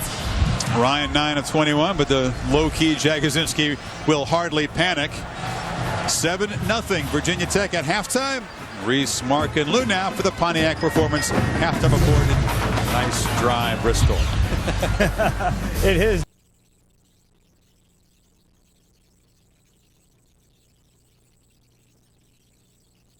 Get the ball to start the second half. The rain is not falling very hard right now, more of a heavy mist or a drizzle. It's been degrees of rain. On and off for 2 days. And Dunleavy, the very deep kickoff. A rarity in college football these days, the touchback. And Ryan will start 80 yards away from the end zone. Let's go to Aaron Andrews. Chris, Hokies head coach Frank Beamer very happy with his offense and defense, but his biggest concern right now is his center. Ryan Schumann standing right behind me. He is out with a right ankle sprain. Redshirt freshman Bo Warren comes in, and Frank Beamer said this is what concerns him the most. There have been snapping problems tonight. They practiced it a bit at halftime. They're going to practice it more here on the sidelines, but he said just when we thought we got our offensive line together, this happens. And you got center issues on the Hokies side as well, Aaron. Thank you. Purvis, the tight end, in motion. First play of the second half. Ryan fires, batted down again. What a night Chris Ellis is having. Right, now Chris Ellis this time read the tendency that they had coming into the game. When the tight end is off the ball, expect a lot of quick slant and flat combinations. He read the tight end off, and instead of rushing, he hung in there and played the eyes of the quarterback. Yeah, but that young right tackle, that freshman, Anthony Costanzo, he's got to come out there and get the feet out from underneath that in-man line of scrimmage and allow that passing lane to open up. 6 consecutive incompletions now for Matt Ryan. 2nd and 10. Ryan this time has protection, fires over the middle, and Challenger has it. Kevin Challenger into Hokie territory to the 47 before Xavier Adibi made the stop. 32-yard gain.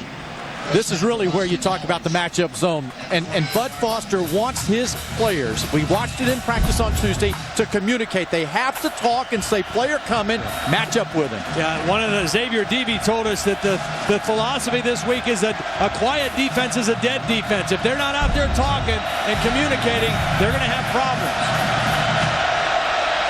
It's the second catch of the night for Challenger. The 48, the snap is low, pressure off the edge. Ryan intercepted. They say interception on the sidelines. Diving attempt by Brandon Flowers. Justin Jarvis fell down. The intended receiver was open in front of Flowers. Matt Ryan threw because he had pressure coming from the outside away from him, and Jarvis fell down and Flowers fell into an interception. Flowers is all ACC a year ago. This is his first pick of the season. You see here over on the tight end side, he's off the line of scrimmage, another soft underneath passing game, and there's your receiver. You got to go get the ball. You know, we talked about it earlier. Are these receivers up to the level of Matt Ryan? And before the Hokies can snap the football, they'll take another look via instant replay. And was on this same near sideline down to the end zone to the right of the field. The touchdown stood. Think this will stand? Well, if they didn't overturn the touchdown, I think they're going to overturn this one either. That was a secure catch by Brandon Flowers. It looks like his left foot and ankle are clearly down before the knee hits. Clearly? Well, I thought they were going to overturn the touchdown. The knee may hit first. That's a tight one. Tall grass. Break. Tall grass. We're back. The call stands. This is ruled an interception. Does the foot hit before the knee? And a bang bang with the insufficient evidence to overturn it. So Virginia Tech ball at the 42, and Brandon Orr finds a little room on the right, forced out after about 3 by Jolon Dunbar. Now, we've talked about this Boston College team, guys, and the strange schedule. They open with the 3 conference games, get off to a good start, but then the 4 recent games: Army, UMass, Bowling Green, and a very poor Notre Dame team. Nothing like the speed on defense, the environment they're seeing tonight. Nothing that Matt Ryan is accustomed to. I mean, he coming into the game, 6 interceptions. He's thrown 1 now. 6 sacks he's had this year, 2 already in the first half. So a much different deal tonight with Virginia Tech. Glennon fires, low throw, incomplete. So BC trying to knock off the rust, much like the Rockies were trying to do last night in World Series, and walking into a place where the Hokies have been very successful on Thursday night. Both of those Thursday night losses, though, to Boston College, one of them here, and then one of them last year up at Chestnut Hill. So BC says they're not worried about playing under the lights. They like it, matter of fact. They say they love being on the road. Warriors, loud music, loud everything. Get into the atmosphere. They need to raise their game, especially on offense. 3rd and 8. Running. Sacks. Nick Larkin has had a good ball game for the Eagles His second sack of the night. I didn't like that series. You know, you come out and you get a couple 3 yards on the first down, you run the football. So establish the run. And that's how you protect Sean Glennon. They don't trust the running game still. No. They gained 80 yards rushing the first half. It averaged more per carry by a few tenths than they did coming in. But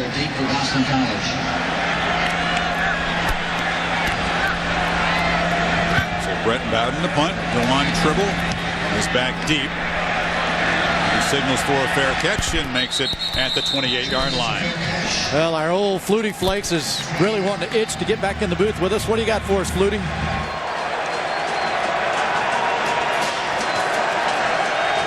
Are you there, Doug? All right, so you thought you were rid of me for the night? Not quite that easy, Pony Boy. Boston College offense. Matt Ryan at quarterback, letting it fly, having a heck of a year. Andre Callender in the backfield, running the ball and catching the ball out of the backfield, having a great year. And at tight end, Ryan Purvis. Keep an eye on him. That was a good pregame scouting report, but after kickoff, they've been bottled up. Ryan in the flat, Callender. Can't make a man miss. Gets about 5. Cody Grimm on the stop. Those backs, the receivers, Ryan. There's reason to believe that BC's offense came in there with some confidence, but it hasn't worked out well so far. It's starting up front. And that's the guy out of the backfield that he loves to go to. I think Callender is the most important guy on this team when it comes to moving it down the field. And the good news for Boston College, I mean, they're still right in this thing. It's a 7-0 ball game. If he gets hot, it's a tie ball game very shortly.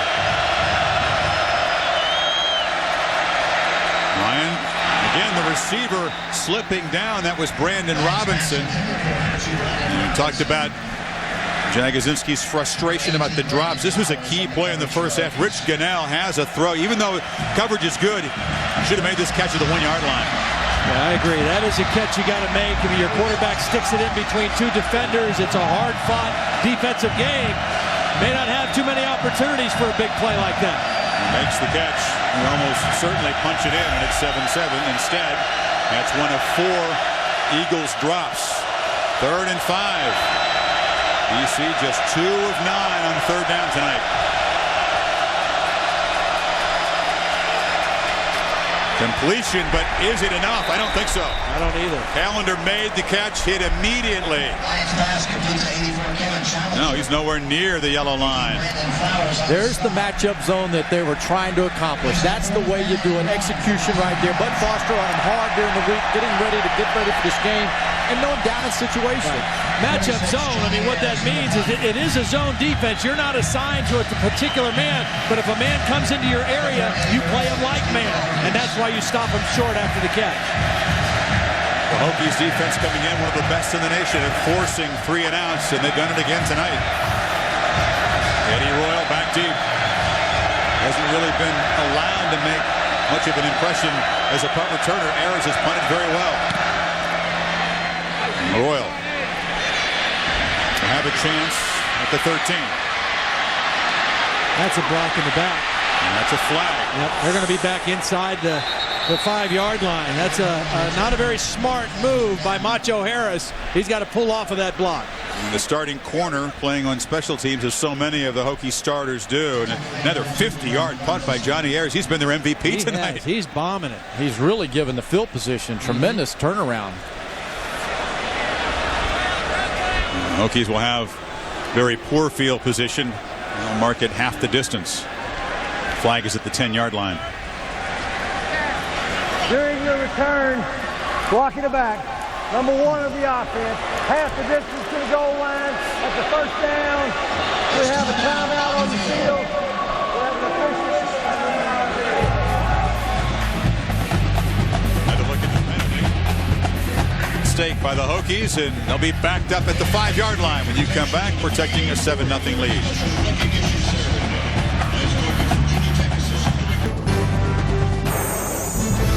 ESPN's College Football Primetime, brought to you by Dodge. Live life to the fullest. Dodge. Grab life. And Olivia, award-winning high-definition television.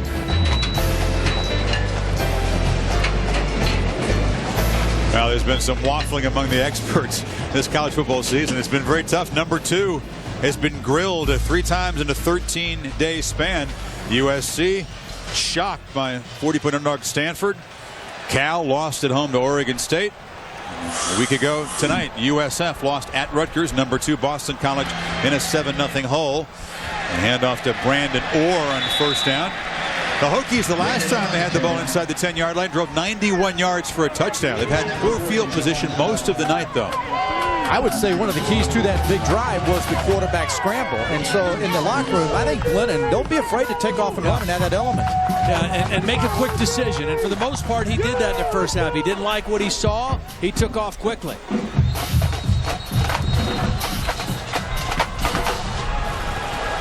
Boston College in this series using a rotation at defensive line. 4 fresh bodies in there for Jagodzinski's team.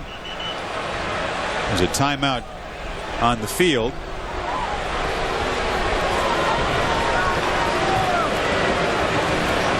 Let's check in with Reese Davis in the studio. Chris, this week's AT&T ESPN All-American Player of the Week is DJ Hall of Alabama. 13 catches, 185 yards, couple of touchdowns, and the Tide's 41-17 beatdown of Tennessee. You can get in on the action. Text the word VOTE to 87654 on your AT&T wireless phone. You might win yourself a trip to the national championship game. Reese, thank you. Problem with the Skycam, which roams the field on a cable system here. It's locked up, and the crowd pushing its displeasure. A little chance for the Hokie offense to regroup on 2nd and 7. Well, you just need a little grease, a little WD-40. Had a little rainy night first half. It's kind of out of the way. It's not over the field of play, except just at the extreme edge of it at this point, about the 15-yard line. Frozen up in the rain.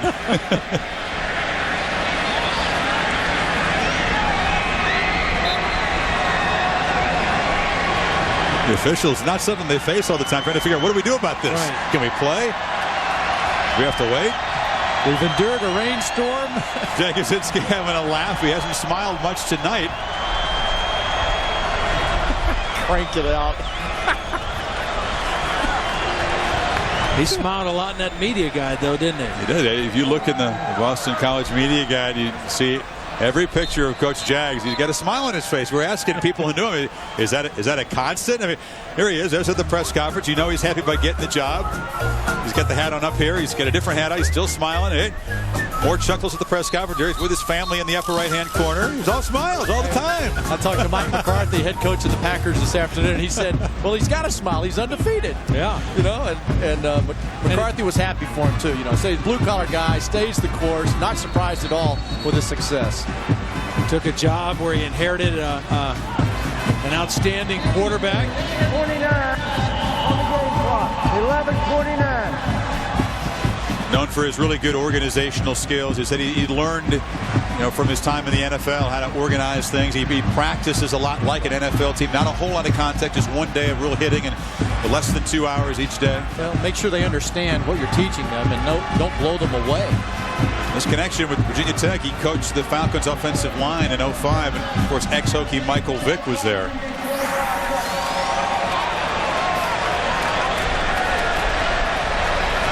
A 7-0 start, but a perfect record in jeopardy tonight in Lane Stadium. Lennon in the shotgun next to Brandon Orr. And he'll fire short. Nice catch by Josh Hyman. Hammered out of bounds by Tribble, short of a first down. 3rd and short now. It's a nice call on 2nd down because they moved Glennon out of the pocket. There was a safety blitz inside. Marcellus Bowman was blitzing inside. Had that been a drop back pass, might have been a sack inside the 5-yard line, but a little half roll got him outside. In the old days, guys, this would have been no problem for the Hokies to pick up 3rd and 1 in their own end when they need it. We'll see if they can get it right now. And they've had a lot of success of what they've had on the ground today, off the tackles and on the edge. Weatherford, the fullback, in front of Brandon Orr. Hyman comes in motion. It is Orr tiptoeing near the 15-yard line. Just haven't been able to get that kind of push all season long. They looked funny coming off the ball on that play, Craig. The line did not come off in unison. They didn't come off with a lot of authority, and Boston College just held the line of scrimmage. Well, and we're not surprised, are we? I mean, we watched film, a lot of film, and that was the one thing we took away from all of our film study this week, was that the offensive line at Virginia Tech just wasn't together. And it's one guy here, another guy, ball carrier not running hard sometimes. Good job by Dunbar and Herzlich, the linebackers, to fill those gaps for Boston College, and Bowden into punt.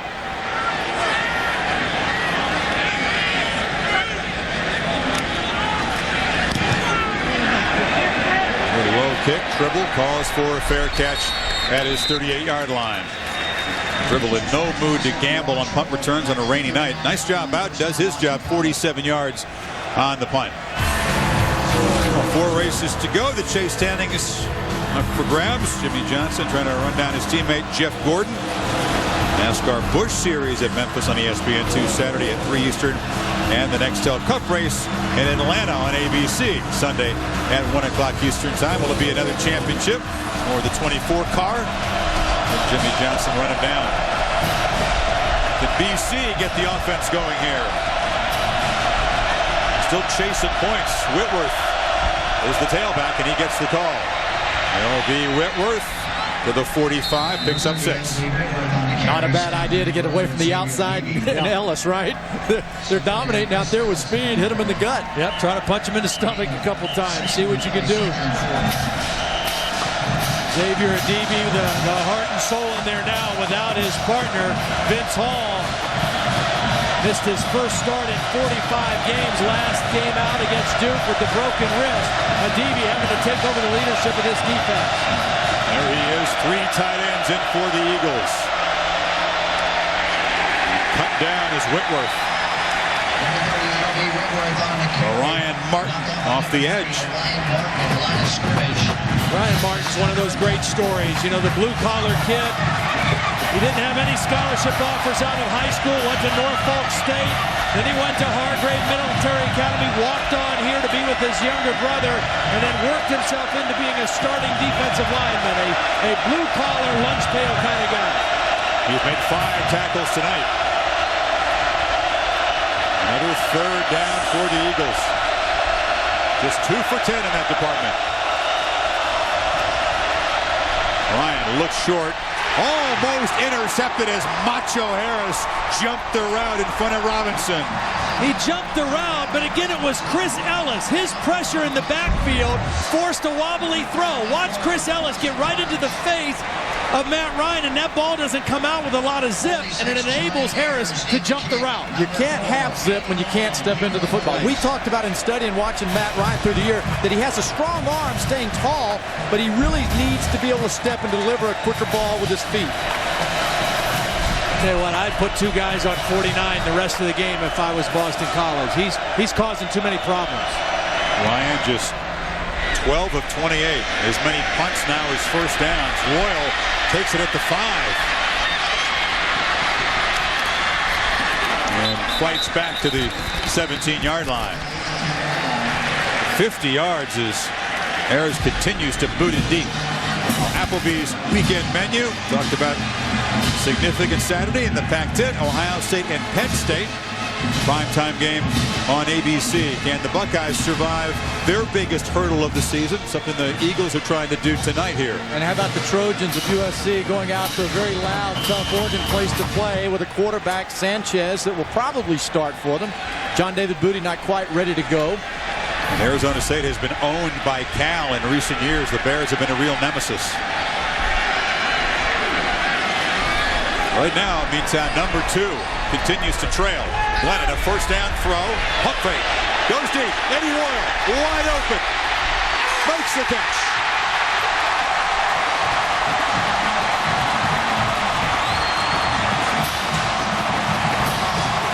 .42 yards. The punt fake got the corner Dewan Tribble out of the picture. Yeah, but it really starts up front. The protection to allow the double move was outstanding by this offensive line. And then the arm of Glennon to get it down there. Watch the body work of Royal. Nice job by Royal using his body to shield Tribble away from the ball. It was slightly underthrown. Royal knew exactly where it was, slowed down and used his body. You see Sean Glennon saying, I didn't put enough on it, but his receiver bailed him out. Ball at the Eagles 40. Time on the play clock ran out. Brandon Orr, they did signal the timeout from the sideline. Glennon had no idea the play clock was in danger of running out. So they burned the timeout but saved the 5-yard penalty. Virginia Tech in BC territory, up by a touchdown. Midway third quarter.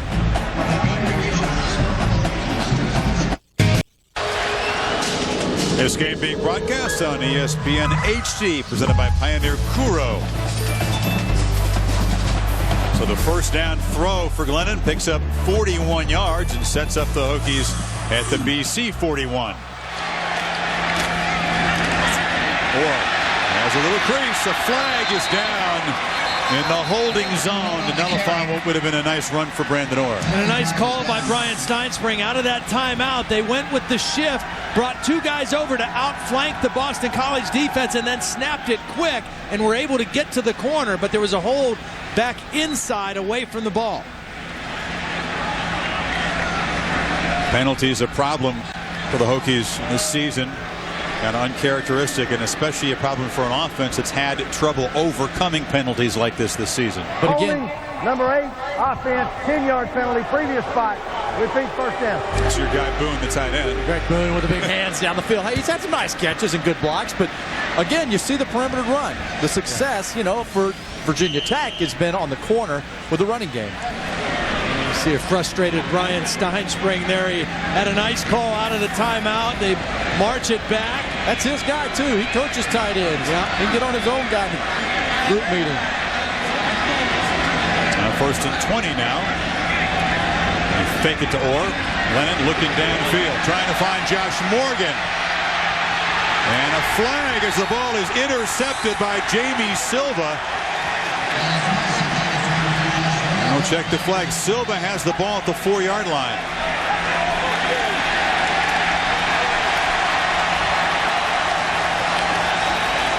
Jamie Silva has 5 interceptions, but the problem on this one, it was a corner blitz, and that put him in single coverage running with a speedy wide receiver down the sideline. He's not accustomed to playing man-to-man with a fast receiver. He's much more of a strong safety type linebacker inside, and so when you get an open space like that, it really makes you put pressure on adjusting to the ball in the air. He was in position, but he just pushes off to go get the football. Yeah, boy. Now defensive guys will say, wait a minute, a receiver can do that all day long and they'll never throw the flag. Yeah, I don't know about that call. What'd you think, Ledge? Pass interference? Yeah, I think it was enough. Yeah, just enough. Offensive guy. Yeah, it's marginal, I'll tell you. But it's a huge penalty because it gives the Hokies an automatic first down at the 36 of Boston College.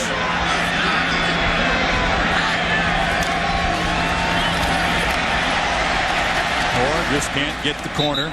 Chased down by Brady Smith. The carry stopped by 97 Brady Smith.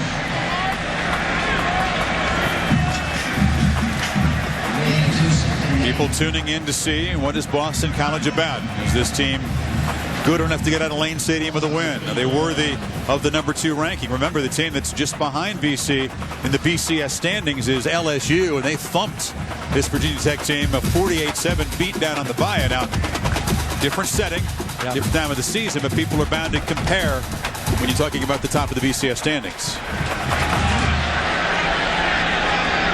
Ranking the last thing on the Eagles' mind at the moment. Glennon steps up. He takes a big hit. He thought he had some room to run, but Robert Francois met him.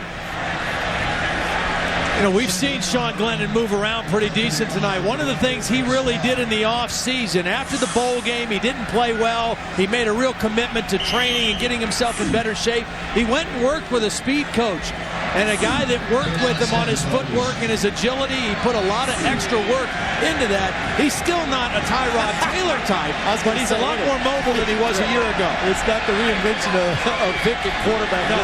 I think the difference in Glennon, though, is his mental approach, his psychological approach. It's getting the starting job back on 3rd and 7. Fires complete.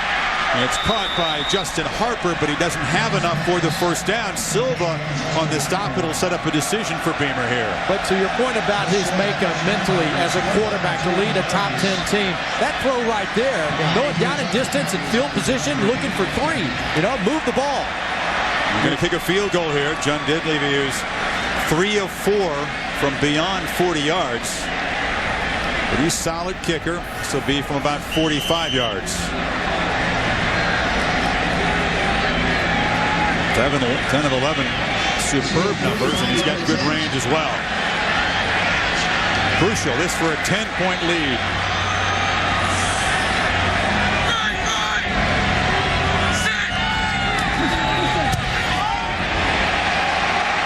Make it 11 of 12 on the season.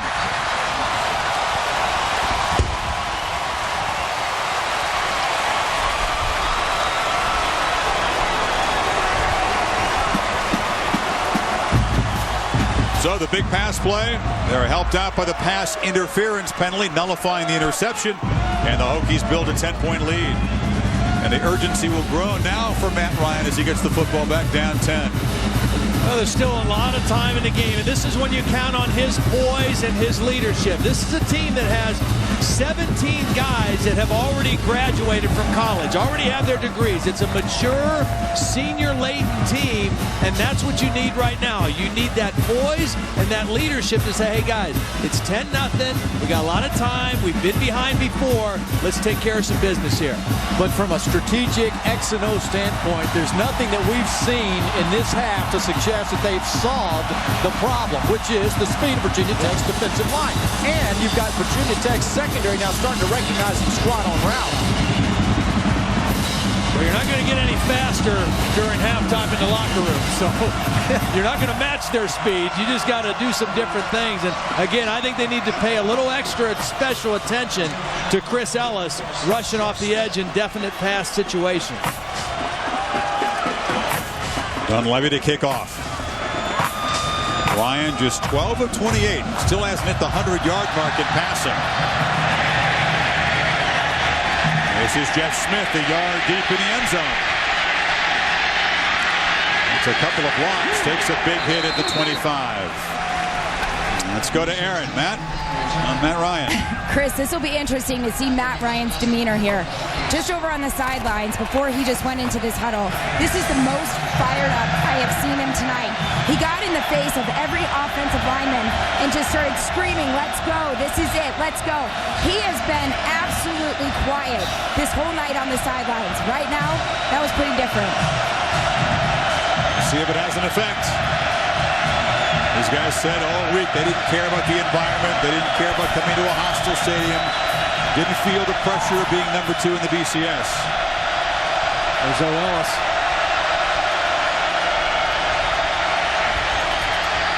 Once again, they try to get downfield to Callender, and he was well covered by a DB, the linebacker. All day they have been forcing the issue with Matt Ryan. They've not let him set his feet and be comfortable, and that's what a quarterback wants to feel. Comfort, rhythm, timing. He has not had that tonight because of the speed and the pass rush of Virginia Tech. Even on that last play, Fowler, there was holding on the right tackle, Costanzo. He just didn't get called for it. Matt Ryan was drifting when he threw. He didn't set his feet on that one either. He's missed 10 of his last 13 pass attempts. Gunnell in motion. Ryan flushed again. A flag flies. It's incomplete. Robinson couldn't hold on. It's in the holding zone again. And they continue to single block Chris Ellis with this true freshman, Anthony Costanzo. I mean, they said this guy's a talented guy. Yeah, he's still young. Face mask. Pulling him down. Again, Costanzo, the first true freshman to start at the offensive line for BC in 10 years, but a tough assignment going against a senior in Ellis who's approaching 20 career sacks. Yeah. And he's flipped on both sides. They're moving him around. Yeah, he spreads the love. He's going right tackle, left tackle. There's pressure. But again, taking the pocket, pushing it to the side, and making Matt Ryan throw on the move. That time, Ellis pushed to the inside and forced Matt Ryan to get outside. Face mask, by rule, all offensive face mask penalties are 15 yards. That's half the distance to the goal. Repeat the down. Frustrating night for that offensive line. Watch Chris Ellis at the top. Beats the freshman inside right there. He's got him beat. Now that forces Matt Ryan to not be able to set his feet. He's got to get out of the pocket. He's got to go outside and try to make a play. That's not where Matt Ryan makes his money doing that. This second and 23. Leave the back end. Somebody help Chip. Callender and Whitworth both in the ball game. Both go out as pass receivers, and Ryan sacked. Barry Booker got him.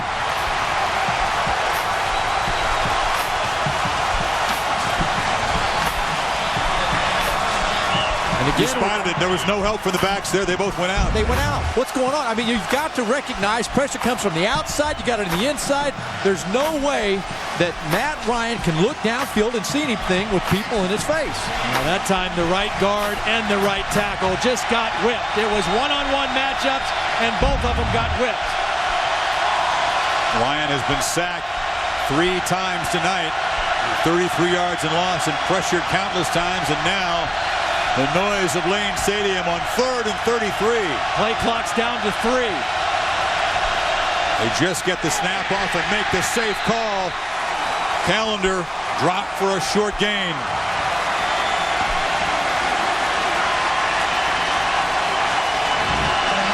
Well, what a defensive possession that was for Virginia Tech. And what a performance tonight for Virginia Tech. Well, the defense showed up, and they talked about not allowing Beamer ball to occur. And also, they recognize sometimes you can't do anything about it, right? Defense and special teams. Haven't really been hurt on special teams yet. The 8th punt of the night for Johnny Ayers is at a very good night. Royal may have a chance at a return.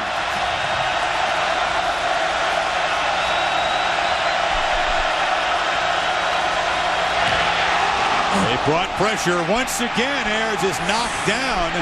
Royal fumbles the ball at midfield. We'll see if they call the 5 or the 15-yard variety. Dustin Pickle is in pressuring Ayers. It is a personal foul, automatic first down. Crucial mistake. And that draws a grimace from the special teams guru. 4th and 31. Yeah. Don't even rush it. 4th and 31. Just you got to go to the side. I mean, it's an acting job by Ayers. But look at the grimace. Look at the pain. Pickle shouldn't even have been close to it. 35, 15 yards, automatic first down. Well, you got him with the body. The punter's in an exposed position, but that wasn't much of a personal foul. Yeah, but go in and really take the ball off the punter's foot. You got to come in front of the foot. In front of him. He's beat him so well. He's back there. Go take the ball off the foot.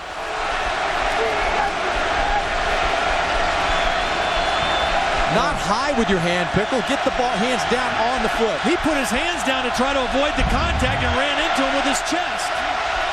Another chance for Ryan in this struggling offense. Now Ryan is really unsettled tonight. That's too tall for Callender. Doesn't look anything like he's looked in the first 7 games. You're right. That's the right word. Unsettled. His feet are unsettled. His eyes are unsettled. He's looking at the rush. You know, when a quarterback is in the right kind of rhythm, he sees the field and feels the rush. Right now, he's looking for where the problems are coming from, and he's not comfortable. Even the throws that he makes look very simple and routine are not happening. 3 for his last 14, and they'll keep it on the ground. This is Callender across the 30, so they gain the first down on the running play. Well, when you look at this Boston College football team, it has one superstar on the team, Matt Ryan. And when you look at the season, 63% versus 40 tonight. But you can't throw the football if you have pressure on you. You know, and that offensive line is just discombobulated. And I tell you what, with 10 points down and we're still in the 3rd quarter, I don't think you go completely away from the run either. Try to keep Callender involved running because you need to take some pressure off your quarterback. Both senior tailbacks in the game, both go into the pattern, and this is a short completion. Wrestled down as Callender. DB on the tackle. He'd be keeping a close eye on number 32 as a receiver. And they saw the damage he did to Notre Dame with those 10 catches. Like we did with South Florida last week when they were down at Rutgers. You're going to find out, is this the number 2 team in the country? Number 2 team in the country has to score points on the road. And you said there's a lot of time, Todd, and I agree, but it's getting more urgent by the minute with this crowd and the way the Hokies are gaining in confidence. Gunnell in motion on 2nd and 6. Ryan wants to try a screen one more time, and this is Callender. And great work against the screen. Passes continues. The DB combining with Worlds on the stop. Well, there's where you see the speed. That was the one screen that looked like it had a chance for Boston College, and the speed of a DB and Worlds flying to the football stopped it for a very short game. I'd look at a little deal, Todd, where you go over there and you fake a screen left and throw it right. Take advantage of this over-aggressive defense. Run some counters. Do something to take advantage of the pursuit. One of the best third down offenses in the country coming in. Boston College just 2 of 12 tonight. This one's important. The good news for BC, Chris Ellis isn't in the game right now. He's getting a break. A rush 4. Ryan. Again, misfires. He was looking for Justin Jarvis off target. And again, that's the second or third time that a receiver has had a little trouble getting out of his break. He didn't fall down, but he stumbled just enough to bust up the timing of that route. I go back again. Andre Callender is a nice player. You know, run some draws with him. Do something to get the hands and take advantage of that defense. Is just pinning their ears back. Busy night for Johnny Ayers. He's been great, but Coach Jags would like to see a little bit less of this guy. Let's see if they stay away from him. Hokies set up a return nowhere near the punter this time. It's a short kick and bounces backwards. Hubbard at the 33. Inside of 2 minutes to go in the third quarter. Hokies back on offense, protecting a 10-point lead. Our ESPNU All-State standings. We'll check out the BCS. BC came in second only to Ohio State. The Buckeyes, of course, facing a test in Happy Valley. There was some thought the Eagles could get out of here with a win. They might be number 1. Look at the gap. The gap is key right here after LSU. It drops off significantly to Arizona State, Oregon, Oklahoma. I think the key thing in the championship chase, will LSU lose a second game or force out of bounds on the near sideline? LSU is going to have to lose another game, I think, for those other teams to get up and pass them in the polls or the computers. And if Boston College were to lose, how far will they drop? You know, and it's that one of those deals. Just Boston College, I'm telling you, man, they got to come in here and win because there's a lot of doubt in there, and you got other teams down there on the bottom. They're looking to jump up. You saw South Florida lose a week ago and drop down to number 10. The computers still have the Bulls at number 5. I don't think the computers, even though BC is number 1 in computer average, I can't imagine them being kind to BC if they lose this game. No, I can't either. Lennon fires far sideline. Royal has to leave his feet to make the catch, so it's a short gain, and it'll set up a 3rd and 3. Well, this is a situation where when you look at this Boston College team, Todd, they better pay attention. We saw a trickeration package worked on Tuesday. Yeah. And Eddie Royal on a reverse.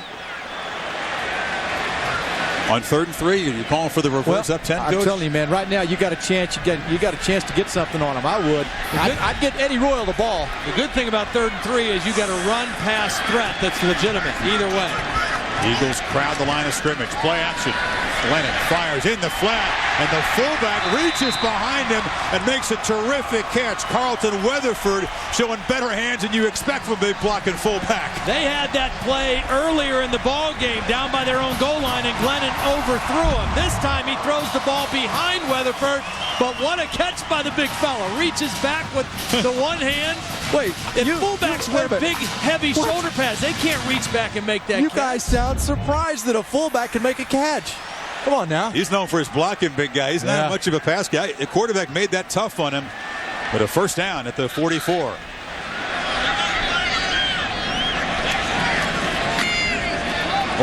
steps to his right. There's some room. Brandon Orr, stiff arms and gains about 12.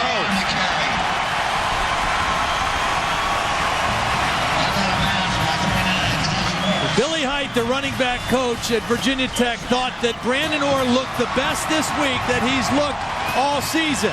Frank Spaziani watching as Virginia Tech probably running the ball better tonight than they have in a long time. And Brandon Orr for sure. But against Duke in their last game, they really were poor, especially Orr in the backfield. Not only running the ball, but in picking up or not picking up the blitzing off the corner. So he had to get going today. Tajee Morris, the corner who forced Orr out of bounds, is down on one knee. Yeah, they've been trying to kind of diagnose what's wrong with Orr physically. Say he's lost strength in the right leg. He had kind of a hamstring problem, hampered by ribs. They couldn't figure out what it was. He kind of lacked that explosiveness, that burst. And you guys said Height felt like maybe he was coming around a little bit in practice. Well, they had 12 days to prepare, and he does look a little sharper. I saw him in the opener. I saw him at Clemson. I didn't think he looked healthy at Clemson a few weeks ago. He looks better tonight, but he still doesn't look quite the same as he did last year when he ran for over 1,100 yards. And you have to give props up to Ed Wang, that right tackle. They've pushed and they've been able to have some success behind him and getting to the perimeter. So maybe this offensive line really is coming along. We didn't see it in film study, right? But they have had more reps out there and they've had some success. I think what's fun about games this time of season, fellas, is the test for the teams that have navigated this part, undefeated. They're national championship contenders now. Boston College has 15 minutes and about 25 seconds to come back from a 10-point deficit in a tough place to play. And we're going to learn about this team. First, the defense has to get the Hokies off the field, and Weatherford carries there, and it's a very short gain. The one thing I might want to do if I'm Brian Steinspring, even though you're running the ball with some effectiveness, is maybe take a shot down the field, because there's a new corner in the game. Roderick Rollins has come in for Tajee Morris. If he stays in the game, I'm not so sure I wouldn't take a shot at him. It has been an inspired lunch pail effort from the Hokies, and they'll head to the final 15 up 10.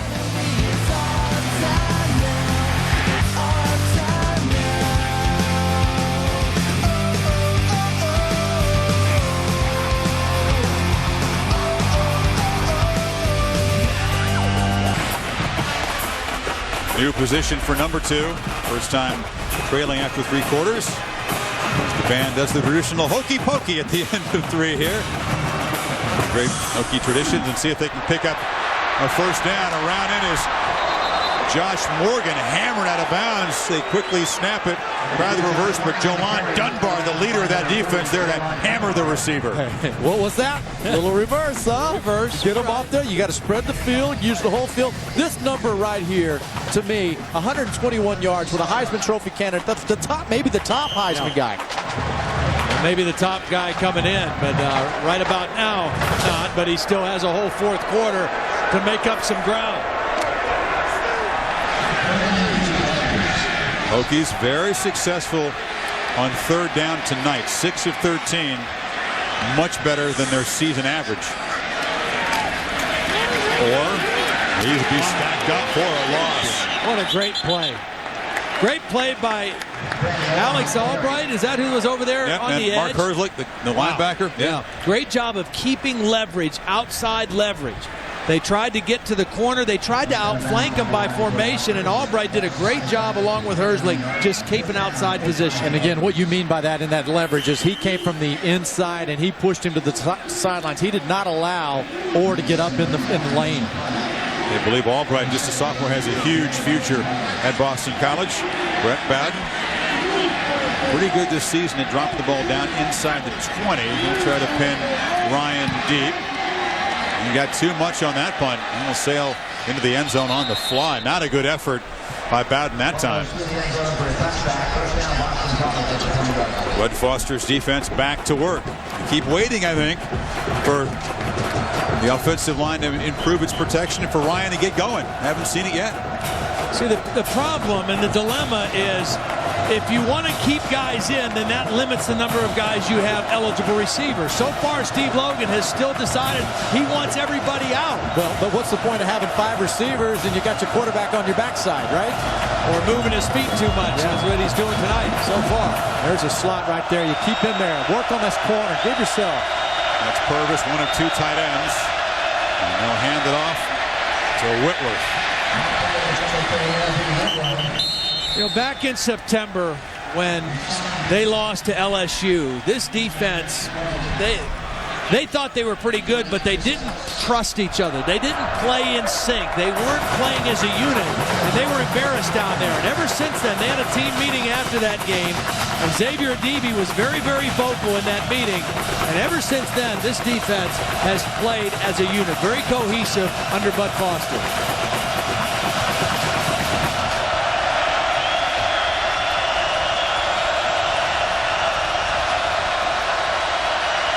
Ryan fires over the middle, and Robinson goes to his knee to catch the ball for a first down after a 17-yard gain at the 39.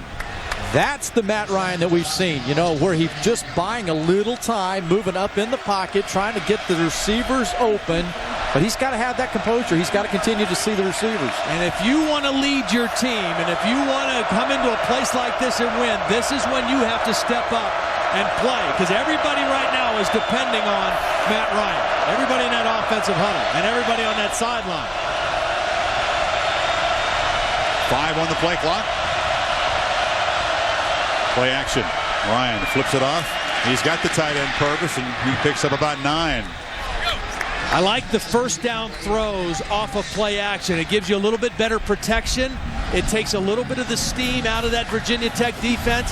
When you get in the shotgun and spread out and they know pass, that's when they've had some problems tonight. But Bud Foster, the defensive coordinator, he really talks about how he likes to make the adjustments on the fly, recognizing what the opponent's doing and then challenging them. They've recognized pretty much everything tonight. Whitworth on 2nd and 1. Second effort near the first down. Didn't think he quite got it. Foster, a very intense guy. He's had 12 days to get ready for this BC team. He knows his defense was embarrassed by its performance at Boston a year ago, embarrassed by the game in Baton Rouge. He's been on his guys, and they've responded. They really have. They've played an outstanding game tonight.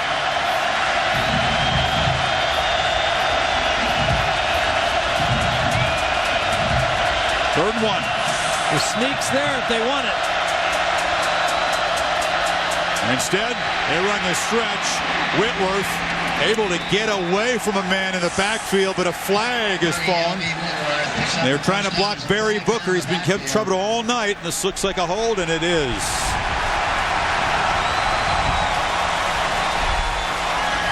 Booker got such great penetration on the play that it drew the holding penalty. Watch Booker, number 59, just shoot through there, and there's the hold on Cliff Ramsey, the right guard. Hold? That would be called a hug. Yeah. Ramsey, like a lot of those guys up front, has had a tough night. That is a huge penalty. 3rd and 1. They try to run the stretch play. Now they're all the way back. 3rd and 11.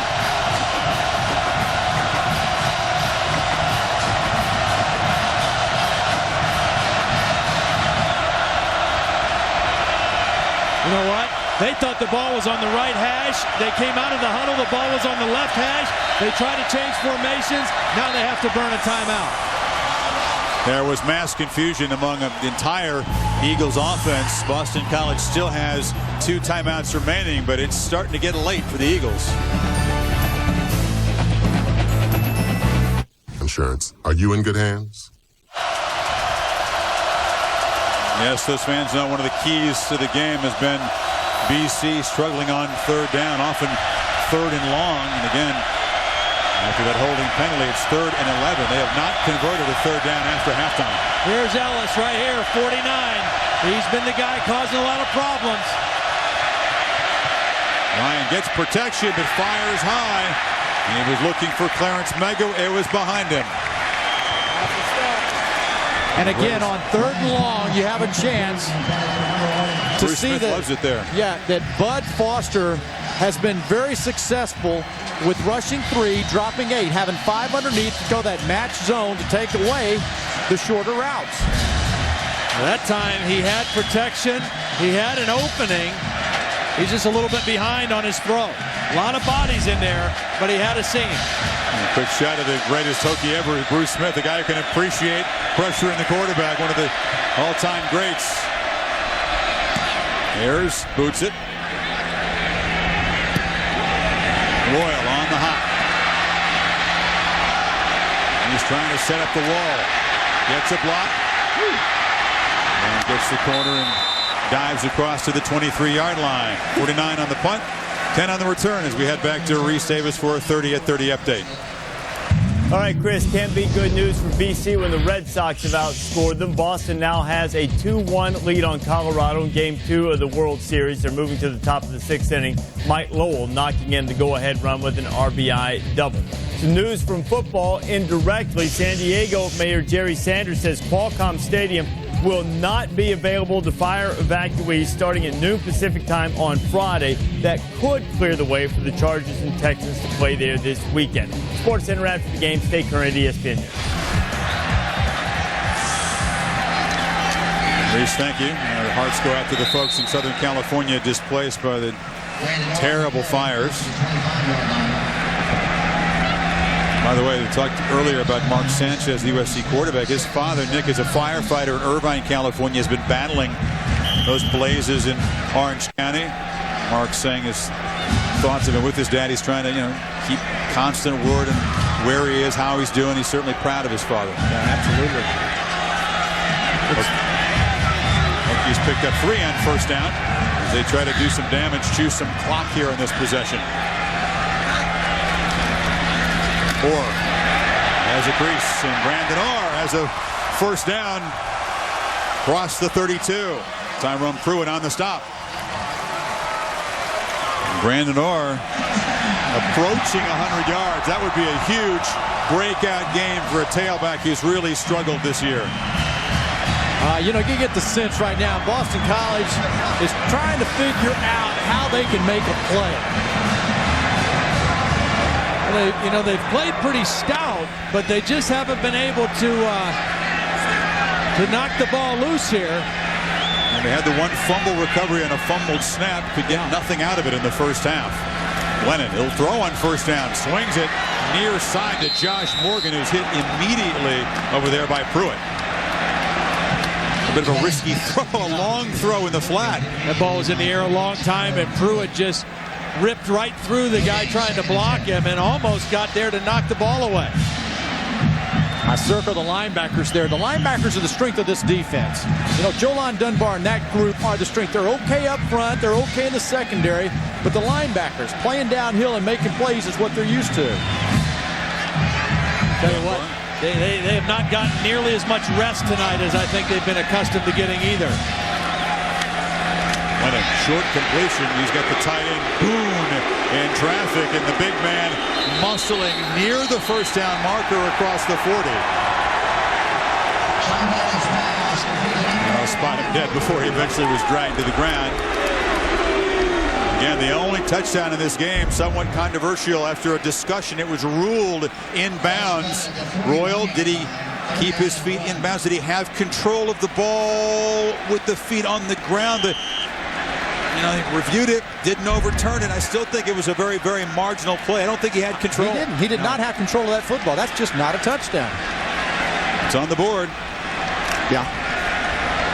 It's 3rd and 1 now. Weatherford in front of Orr. Hokies have struggled to get these 3rd and shorts tonight. This time just enough push up front. Orr has a first down. Again, the one thing that I feel right now for the Boston College defense, you said something about how to make a play. I think in some ways they're trying to figure out how to hold on right now too, because they're used to their offense possessing the ball, hanging on to it, driving the football. Matt Ryan and the offense have not moved the ball tonight. I think the defense is getting a little bit fatigued out here. And I'll tell you what I'm seeing. The offensive linemen at Virginia Tech setting their pads and their hips coming through. There's some hips that are coming through in the defensive linemen now. They said having this group together finally healthy, these 5 guys up front, they would hope it would suddenly spark the running game, and Orr able to run through some tackles. Maybe the defense is getting weary, picks up 6. One of the sure signs of a defense getting a little tired is missed tackles. We haven't seen too many missed tackles out of this Boston College bunch tonight, but there were a couple on that play. And we haven't seen Brandon Orr this season break many arm tackles either, so maybe he's getting into gear. Again, this was statistically the #1 rush defense in the country coming in. Now, a few of us believe they actually were the best, but Virginia Tech's tripled the average rushing yards of BC's previous opponents.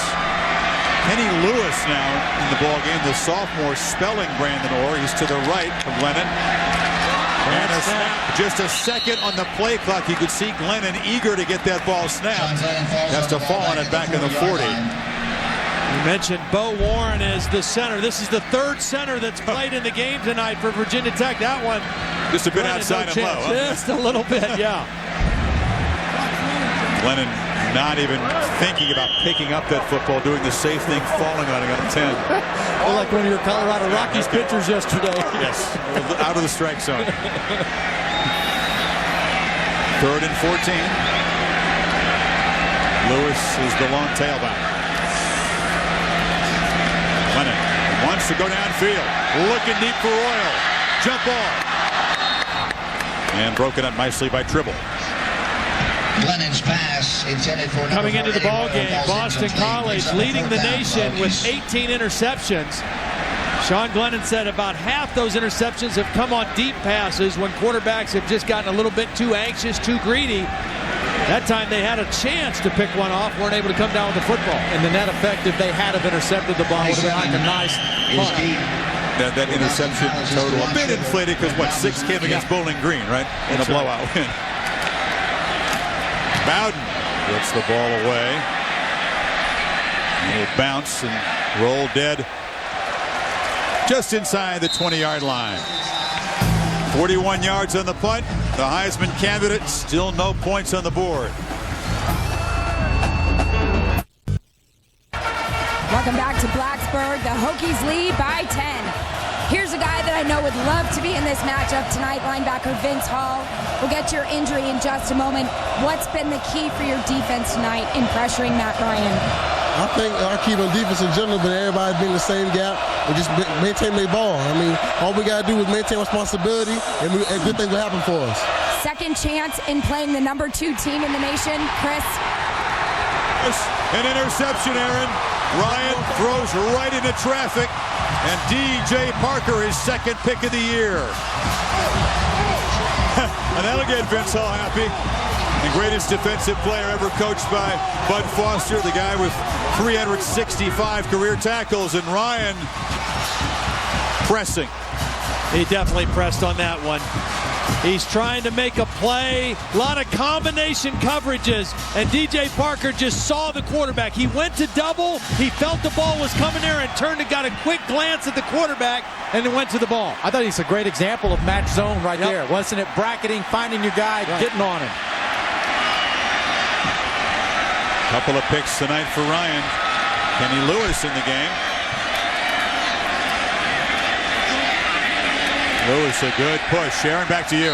Vince Hall just asked, did I mess it up? How different is this team from the last time you played the #2 team in the nation, LSU? I mean, in general, we're the same team, but our mindsets right now it was a reality check for us last game we took. And LSU, I mean, they pretty much did what they had to do against us, but now we back and we knew. Sporting a maroon cast right here. What's the latest with you? When are we going to see you back on the field? Well, hopefully I'll be out here right now. But, I mean, what Dr. Seeger's talking about, hopefully Georgia Tech game. But right now I'm going week by week, and I can't wait to get back out there, though. Boys miss you out there. Thanks, Vince. I appreciate it. And thank you. The Hokies will play a week from tonight at Georgia Tech down in Atlanta, interviewing a hurt guy and playing hurt. Aaron, with that voice. Well, Aaron is showing up injury list tonight. But, I mean, to get Vince Hall back, what a huge boost to a defense that now has gotten its swagger back off this performance tonight. If they can hold on the last 5 minutes. And Frank Beamer said that, you know, we have to get ready for the long run, this stretch run right here. This is the ACC time. And getting a guy like Hall back, then you've got Brett Warren over there, linebacker, with more depth. Right. And he's played very well, stepping in last week. When he stepped in as a starter, he had 11 tackles. He had an interception. Brett Warren, number 33. Hey, fellas, a reminder, this is the #2 team in the country going down again. They got to make a play here. See the clock winding down. The Hokies will spend a timeout.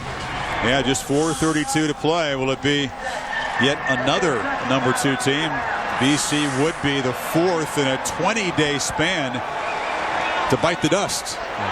And once again, Virginia Tech climbs back into the hunt here. All the focus coming in on BC's chances as a contender, but the Hokies ranked number 8 would certainly muscle back into the conversation. Absolutely. I mean, it just a Boston College loss here tonight helps Virginia Tech, obviously, and all those other one-loss teams that are just kind of waiting there, hoping to gain ground. Well, and it also, number 12 right there, Matt Ryan. You know, there are 2 things that were on display here tonight. First and foremost for Boston College, they want to win the game, and they're number 2 team in the country. But they also wanted to support Matt Ryan and his Heisman run. Yeah, that's in trouble right now. It's definitely in trouble. And then that last interception, really pressing on it. And again, I just don't think this team, Boston College, I don't think they're a bad team, but they have not played a defense like this defense. Now, they played Georgia Tech in Atlanta. John Tenuta's defense is a good group.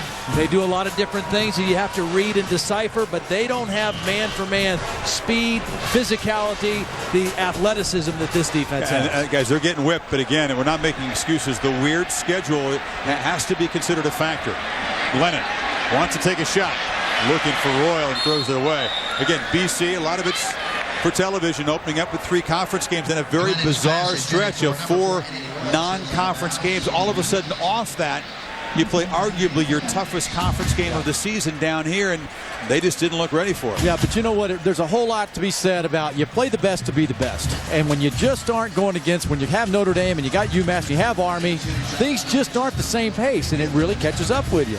BC defense did its job on this possession, forcing a 3-and-out on a field goal attempt from Dunleavy. Even if he makes it, it's still a 2-score game. There's still a flicker of hope. I think the BC defense has done its job all night. Even the touchdown was really questionable. And Levy just 1 miss all season long from 46. It's going to be a pooch punt. The direct snap gets the punt up in the air, and it'll roll dead at about the 8. So rather than a long field goal attempt to go up 13, Beamer decides to pin Boston College deep one more time. He did this in practice on Tuesday, really worked on it and said, hey, let's work on field position here and get it back where our defense is on the field. It's getting real late for number 2.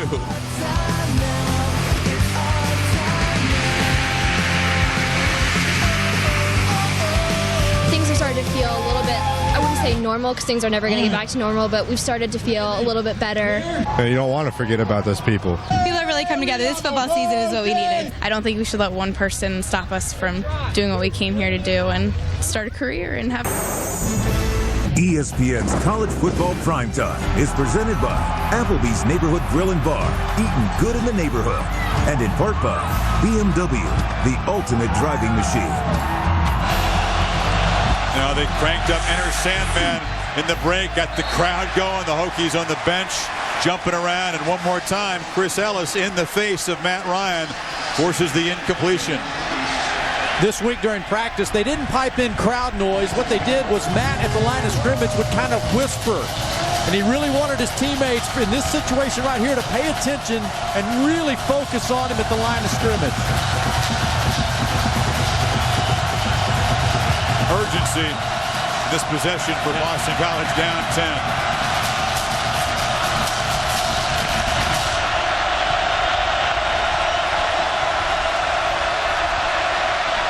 Ryan fires behind Brandon Robinson and makes a nice adjustment and collects it at the 33 for a 25-yard gain. Well, we just haven't seen very many throws at all that have been down the field. Everything has been short underneath.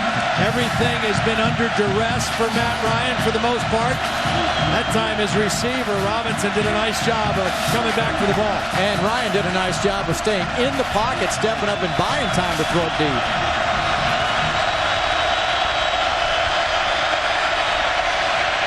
Fires over the middle. Oh, beautiful. Completion into Hokie territory. Again, it's Robinson working on Macho Harris, 22 more yards. That was a beautiful touch pass by Ryan because it has to go over the linebacker but drop down in front of the safety. That's a difficult throw. Bud Foster right now needs to realize, and I'm sure he is, if you play soft against Matt Ryan in a zone and you don't match up when they come across you, he's going to find the receiver. Well, there are very few guys that are going to make that throw against your defense, and I think Bud Foster knew the guy just made a great throw. Purvis, the tight end, next to Callender in the backfield. Ellis pressure off the edge, and Ryan has to throw it away one more time. They just have not been able to handle number 49 at all. And the tight end was in the backfield, Chris. The tight end was back there and leaked on through on his own. You've got to chip block. That just a little bit of just nudging it. And now they make some replacements. You see Ellis coming off. They bring in 4 fresh pass rushers on 2nd and 10. You mentioned urgency, and I agree completely. Boston College has to score on this drive. I think they need some points, but I think a touchdown, they're going to be thinking right now touchdown. There he is. This is the tight end, and Purvis has a lot of room. That's the first time tonight we've seen an Eagle receiver catch the ball and nobody around him. And he came out of the backfield. Yeah, it was a little delay. A little delay. He's out of the backfield. Those linebackers, Xavier Adibi and those guys have got to pay attention to the underneath passing game. 20-yard gain. So 3 big pass plays in the drive that began with the Eagles at the 8-yard line. Carried it to the 27 of the Hokies.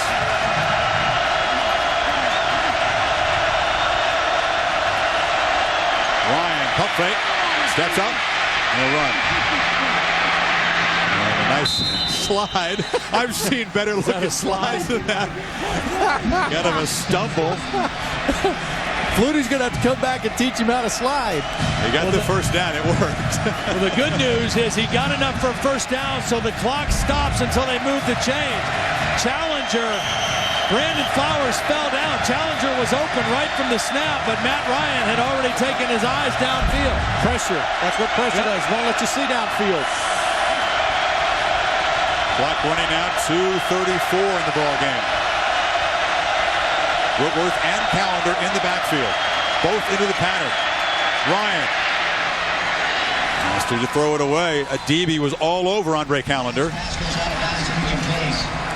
What's happened tonight, there's been so much consistent pressure that Matt Ryan, even a senior quarterback who's played so much ball here, is moving out of the pocket even when he doesn't have to move out of the pocket. He's moving his feet even when the rush is not making him move his feet, because it's just been that way for the most part the whole night. And again, this is where that offensive line has to understand the situation they're in, where they are, and allow Ryan to stay in the pocket. And Craig, they brought in the 18, the starting 4 defensive linemen return for this snap for the Hokies. Ryan throwing to the end zone. Rich Gunnell didn't break to the post. Ryan on his backside. So miscommunication continues. How can you allow a freshman time after time on the outside to have the responsibility of Ellis? I don't know. He's the best they got, I guess, at that position right now. Help him out.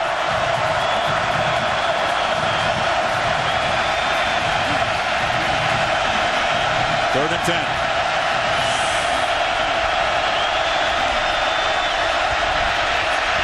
Ryan for the end zone. Caught for a touchdown, Gunnell.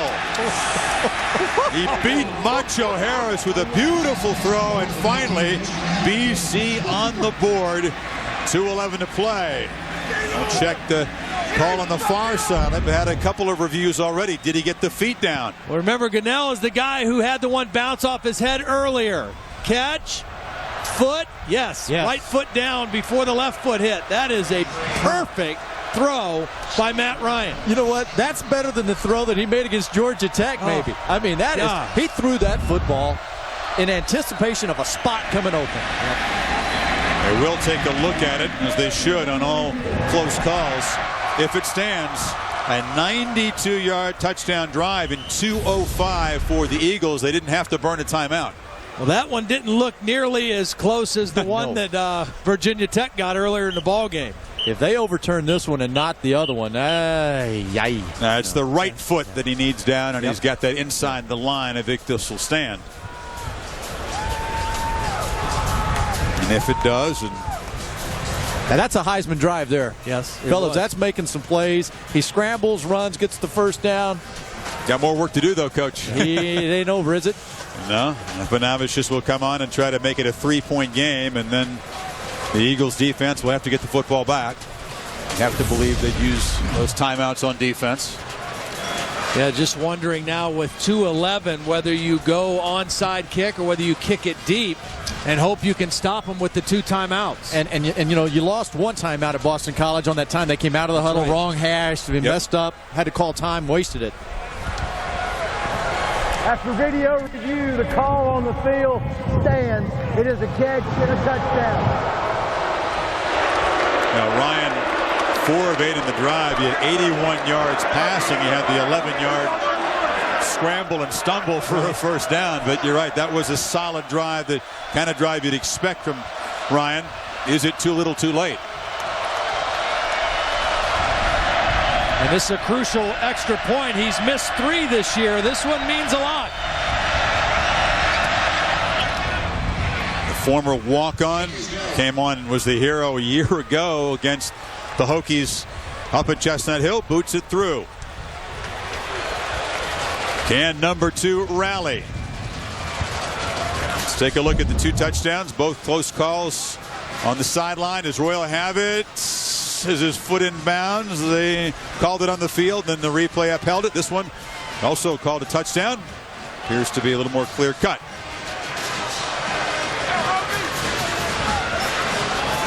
Well, now the pressure shifts back over to Sean Glennon at quarterback, trying to go out and to find first downs and chew up the clock and not make a mistake. I think Todd makes a good point, though, Craig. What would you do? Would you go for the onside kick, gamble to getting the football back to Ryan, or would you kick it deep and play defense? I think I kick it down the field. You got 2 timeouts to go. You know that Virginia Tech is going to be conservative. You know, it's not a shoo-in that they can run the football, so they're going to be conservative. And as a former carrier, I know you hate to do that, and you're going to be out there protecting the ball, not going anywhere. Yeah, I think I agree with that. I think you kick it deep. You try to get them 3 and out and use those timeouts and then give the ball back to Matt Ryan with no timeouts. But you got to get a good kickoff and good coverage because you can't allow them to get that ball out in good field position. And the wind in the second half has changed from left to right, so hell of a little wind behind him. Panavicius is not the ideal kickoff guy, been forced into that duty because of injury, and he's not known for a real strong leg. Royal, to return this kick, is standing up at the 25-yard line, and they got the hands team in there. Virginia Tech's playing for the onside kick. They've got everybody up. It will be an onside kick. It was hit first by a Virginia Tech player, so that ball is live. Eagles say they have it. It didn't travel 10, but a Hokie touched it first, and that puts it in play. Josh Morgan, the receiver on that hands team. And Tyrone Pruitt, number 48, comes up with the recovery. Wow. So they do gamble. They take the approach. It doesn't go the 10 yards, but look, stepping up to try to field it is Morgan, and he can't come up with it. Had a chance to gather it in. Purvis, the tight end, knocked it loose. Pruitt falls on it. Wow.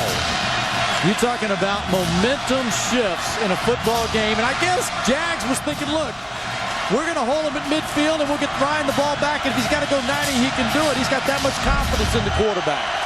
But it's not midfield. You're kicking from the 30. They would have got it on the 40, on your 40. BC at the 34, 2 timeouts, 2:07. It's Purvis tiptoeing up near the 40. Stopped by a DB and Brett Warren. Remember, Panavicius is not a long-range kicker. Very unreliable from beyond 40 yards. So they really need to move the ball deep into Hokie territory. Guys, he's just 1 of 5 from beyond 40. Rush 3, drop 8. That's worked for them at Virginia Tech all night, which is what they did on first down.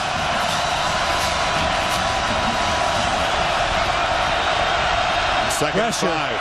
They bring the blitz. Delivered. Robinson makes the catch. almost slipping free. The ball is loose. They say down. No fumble. No fumble. So Robinson picks up 20, and BC is at the 41-yard line. Boy, Robinson showed some strength fighting Victor Harris for the football. Harris was in position, and Robinson just flat out wanted the ball more on that play. But really, maybe the first blitz we've seen tonight from center field. And you know what? When you come blitzing and you go man in that secondary down there, you're in trouble against Matt Ryan. Whitworth and Callender in the game. Ryan against the three-man rush, steps up and delivers a strike across the middle. That's Gunnell collecting it in traffic, and Ryan a different quarterback suddenly. Now, the 2-minute offense is all called by Matt Ryan on the field. Steve Logan doesn't call the 2-minute. Matt Ryan has complete control calling the 2-minute offense, and right now he's calling his own number. And we're now seeing Matt Ryan, the Heisman Trophy candidate.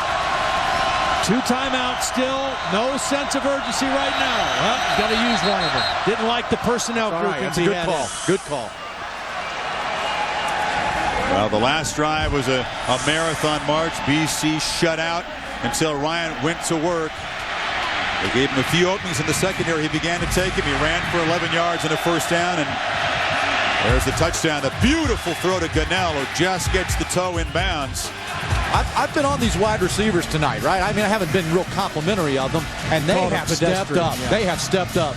In this quarter, this unit has made some plays. They've made some tough catches. They've fought for the football. They've gotten some separation, gotten some openings. Again, guys, I think with a field goal kicker that's not real comfortable beyond 40 yards, Benavicius has a 45-yard career long, and that's about where they would be if they attempted it at this point. I think they're thinking end zone here. I think you do think end zone, because you've got Virginia Tech's defense on their heels a little bit. After the last drive, the botched onside kick, I think you keep going aggressively for the end zone here. Remember their mindset. Touchdown to check down when they get close.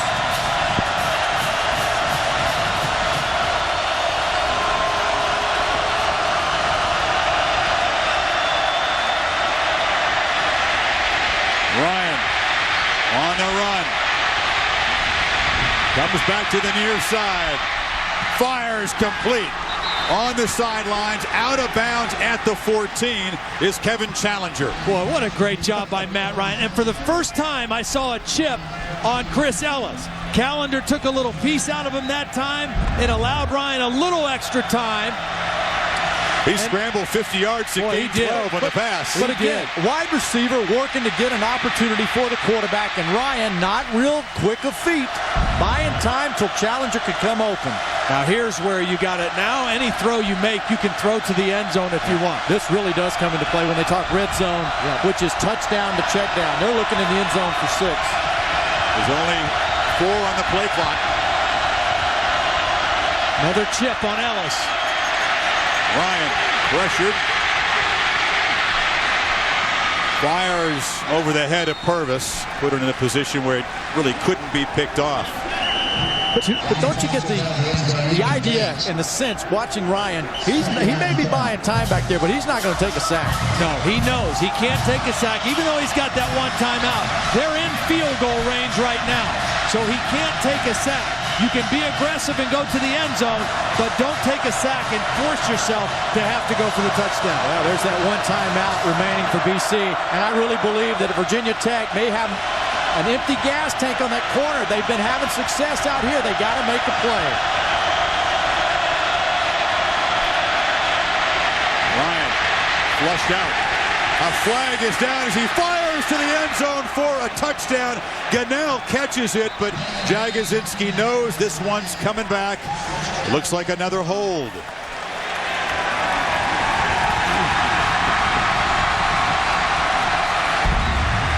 Well, and again, it all starts with the pressure. When you get beat up front, you have to hold. Yeah, Cliff Ramsey, number 73, is the guy that was caught for holding Corey Robertson, who got that inside push.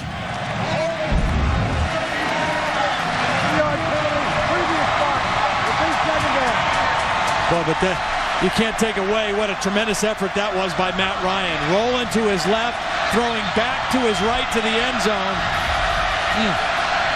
Hands on the hips in the secondary. Everybody out there is gassed. This is reach deep time. You're right, Craig. This defense has been so dominant all night. Now the Hokies just trying to hang on. And they've got some work to do to get into comfortable field goal position. 27 seconds and 1 timeout. Ryan fires. He tried to find Robinson on the slant. Now it's 3rd and 20. And I think they need to begin to think about field goal position. Now I think you got to think a good solid completion and use your timeout. Good solid completion, let the play clock and the clock run all the way down to about 4 seconds. Call your timeout and try to kick it and put it into overtime. Panavicius, the former walk-on, the guy who played significant role in the win over Virginia Tech a year ago after coming out of the crowd. He was a regular student watching football. Will he get a chance here to force overtime? 10 to 12 yards is what you're looking for right now if you're Matt Ryan. Plenty of time. Cannot take a sack here. Ryan will fire. Oh, the end zone. Wide open for a touchdown is Callender. And Lane Stadium goes silent with the 11 seconds to play. No, those are 2 Heisman drives. Oh, my goodness. You know, buying the time. And how about it? Matt Ryan, in his mind, is thinking I can run and set up a field goal, but I am also looking down the field, and I find a guy, and I got a touchdown. And that's the difference between a young quarterback scrambling who's thinking run and a veteran quarterback who's thinking keep my eyes downfield to the last minute before I have to make a decision. My goodness. 4th touchdown reception for Callender. He had a very quiet night that kept an eye on him, guys, all evening long. They had not let number 32 hurt him.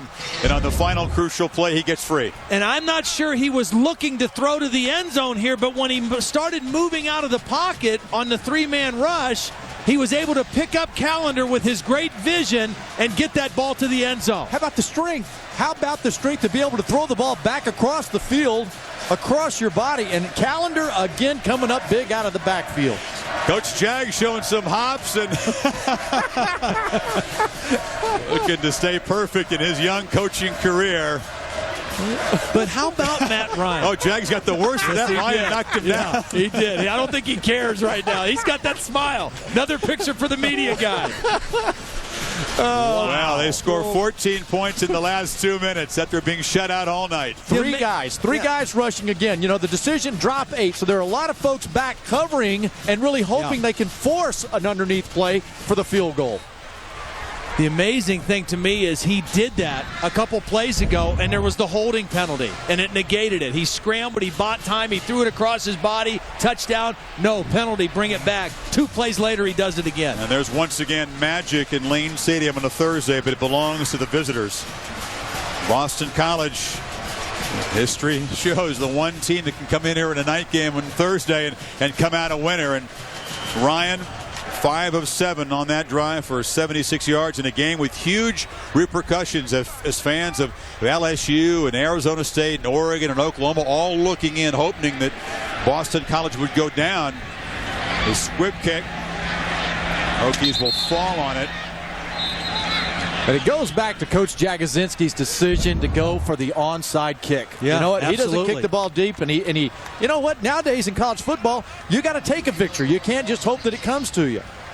Gets the onside, and Matt Ryan, again, the NFL arm strength right here. Got no body into it at all. His body is drifting left. Both feet are off the ground, and it's all arm to the end zone for 6. This is the play that set it up. Josh Morgan, number 2, unable to collect it. Ball knocked free by Purvis and covered by Pruitt. And that tired Hokie defense had to go right back on the field, Greg. Well, Les Miles at LSU, all the 4th downs and the conversions and all of the things that now you got Jags going with an onside kick, taking a victory from Lane Stadium. Hokies have 1 timeout. Lennon, they'll throw short. Tried to find Hyman over the middle to maybe set up the Hail Mary. Now they've got just 8 seconds. You know, we talk about Matt Ryan, and rightfully so. Those last 2 drives, I mean, he proved why he is a Heisman guy. But let's not take anything away from the BC defense either. They came in here with great numbers, and we wondered how good they really were. They held Virginia Tech to 10 points, and when they were threatened late in this game, when Virginia Tech looked like they could have extended it, the defense held up and held it to only 10 points and gave their offense a chance. Well, this is an offense that had 121 yards after 3 quarters. Now they're over 350. I mean, that's significant. That's character. That's how a championship team survives a season. Boy, oh boy. Matt Ryan, of course, not the first quarterback at Boston College. He's early. Heroic. Here he goes. He's giving it up. He must have hit Jags too hard. This is, of course, Thanksgiving back in '84. Our normal partner in the booth, Flutie, beating Miami. That was a sparkling season, and this may become a very special season for the Eagles thanks to that completion in the end zone. 2 seconds to go. Again, they throw short. And this, not quite as dramatic, not quite as far, not quite as hopeless, but perhaps more significant because the Eagles stay alive for the national title. Absolutely, man. Number 2 team in the country making a drive and a play like that, coming out and playing the fourth quarter like that. Yeah, they showed me something. No doubt. This fourth quarter, they showed me something. That'll make you jump on the bandwagon quick, won't it? The Wrangler player of the game after his worst ball game perhaps of his career turns it around in the last 4 minutes. Lennon, desperation time. That's a trick play. The lateral around. This is Royal, and Royal is hammered at Boston College. Has rallied at Lane Stadium. 14 points in the last 2-11, thanks in large part to the senior quarterback. And Lane Stadium's crowd leaves stunned. Perhaps these teams will hook up again in the ACC championship game down in Jacksonville. The Hokies would still have to be considered the favorite out of their division. They still control their destiny. Perhaps another crack at the Eagles, another chance to spoil their season, but this is bitter tonight for this crew. Unbelievable. I mean, for so much of this night, they had this game in control. Their defense had Matt Ryan completely in check. They had him flustered. They had him unsettled. And then the last 2 drives, it all slips away. We saw the jubilant Jagosinski. He's now with Aaron. And he just grabbed his quarterback, Matt Ryan. First, Coach, we have to ask you, down by 10, late in the fourth, what is going on in your mind? I told our guys at halftime, don't you dare look up until the end of the game, and we'll go ahead and win this thing. Tell me what the difference in those last 2 drives were. We started making plays. Let me tell you, this guy right here, how about this guy as a winner? How about this guy? For you, what was the difference for you in those last 2 drives? Well, you know what, guys stepped up and made plays, made big catches. Brandon caught the ball in traffic, did such a great job, and you know, we just kept confidence the whole time. We stayed confident and came away. This was a hell of a win. Coach says you're a guy, your mindset, your face doesn't change, but what was your mindset as time was winding down? Well, you know there's still time left on the clock. You know you still have a shot and you still got a chance. We've been in this situation so many times through the course of the year in practice, and we prepared ourselves really well. Steve Logan does a great job as our offensive coordinator and getting us ready for those situations. So we were prepared to do it, and we just came out and made plays. What did you feel you proved here tonight? I don't know about that. I don't know if we proved anything. We just won another ACC game, and you know, we're trying to keep winning and keep making strides toward getting to the ACC championship. Guys, thank you. Congratulations. Aaron, thank you. Low-key and level-headed, maybe the best way to try to navigate the hazards of being a BCS contender. They look nothing like that for most of this game tonight, but Ryan and the Eagles rally in the final 2 minutes, beat the Hokies. And everybody else in the country will have to reckon with this team down the stretch. This has been a presentation of ESPN, the worldwide leader in sports. Sports Center is up next. We're back here at Lane Stadium for more coverage. For Craig, Todd, Aaron, I'm Chris Fowler. We'll see you shortly on Sports Center.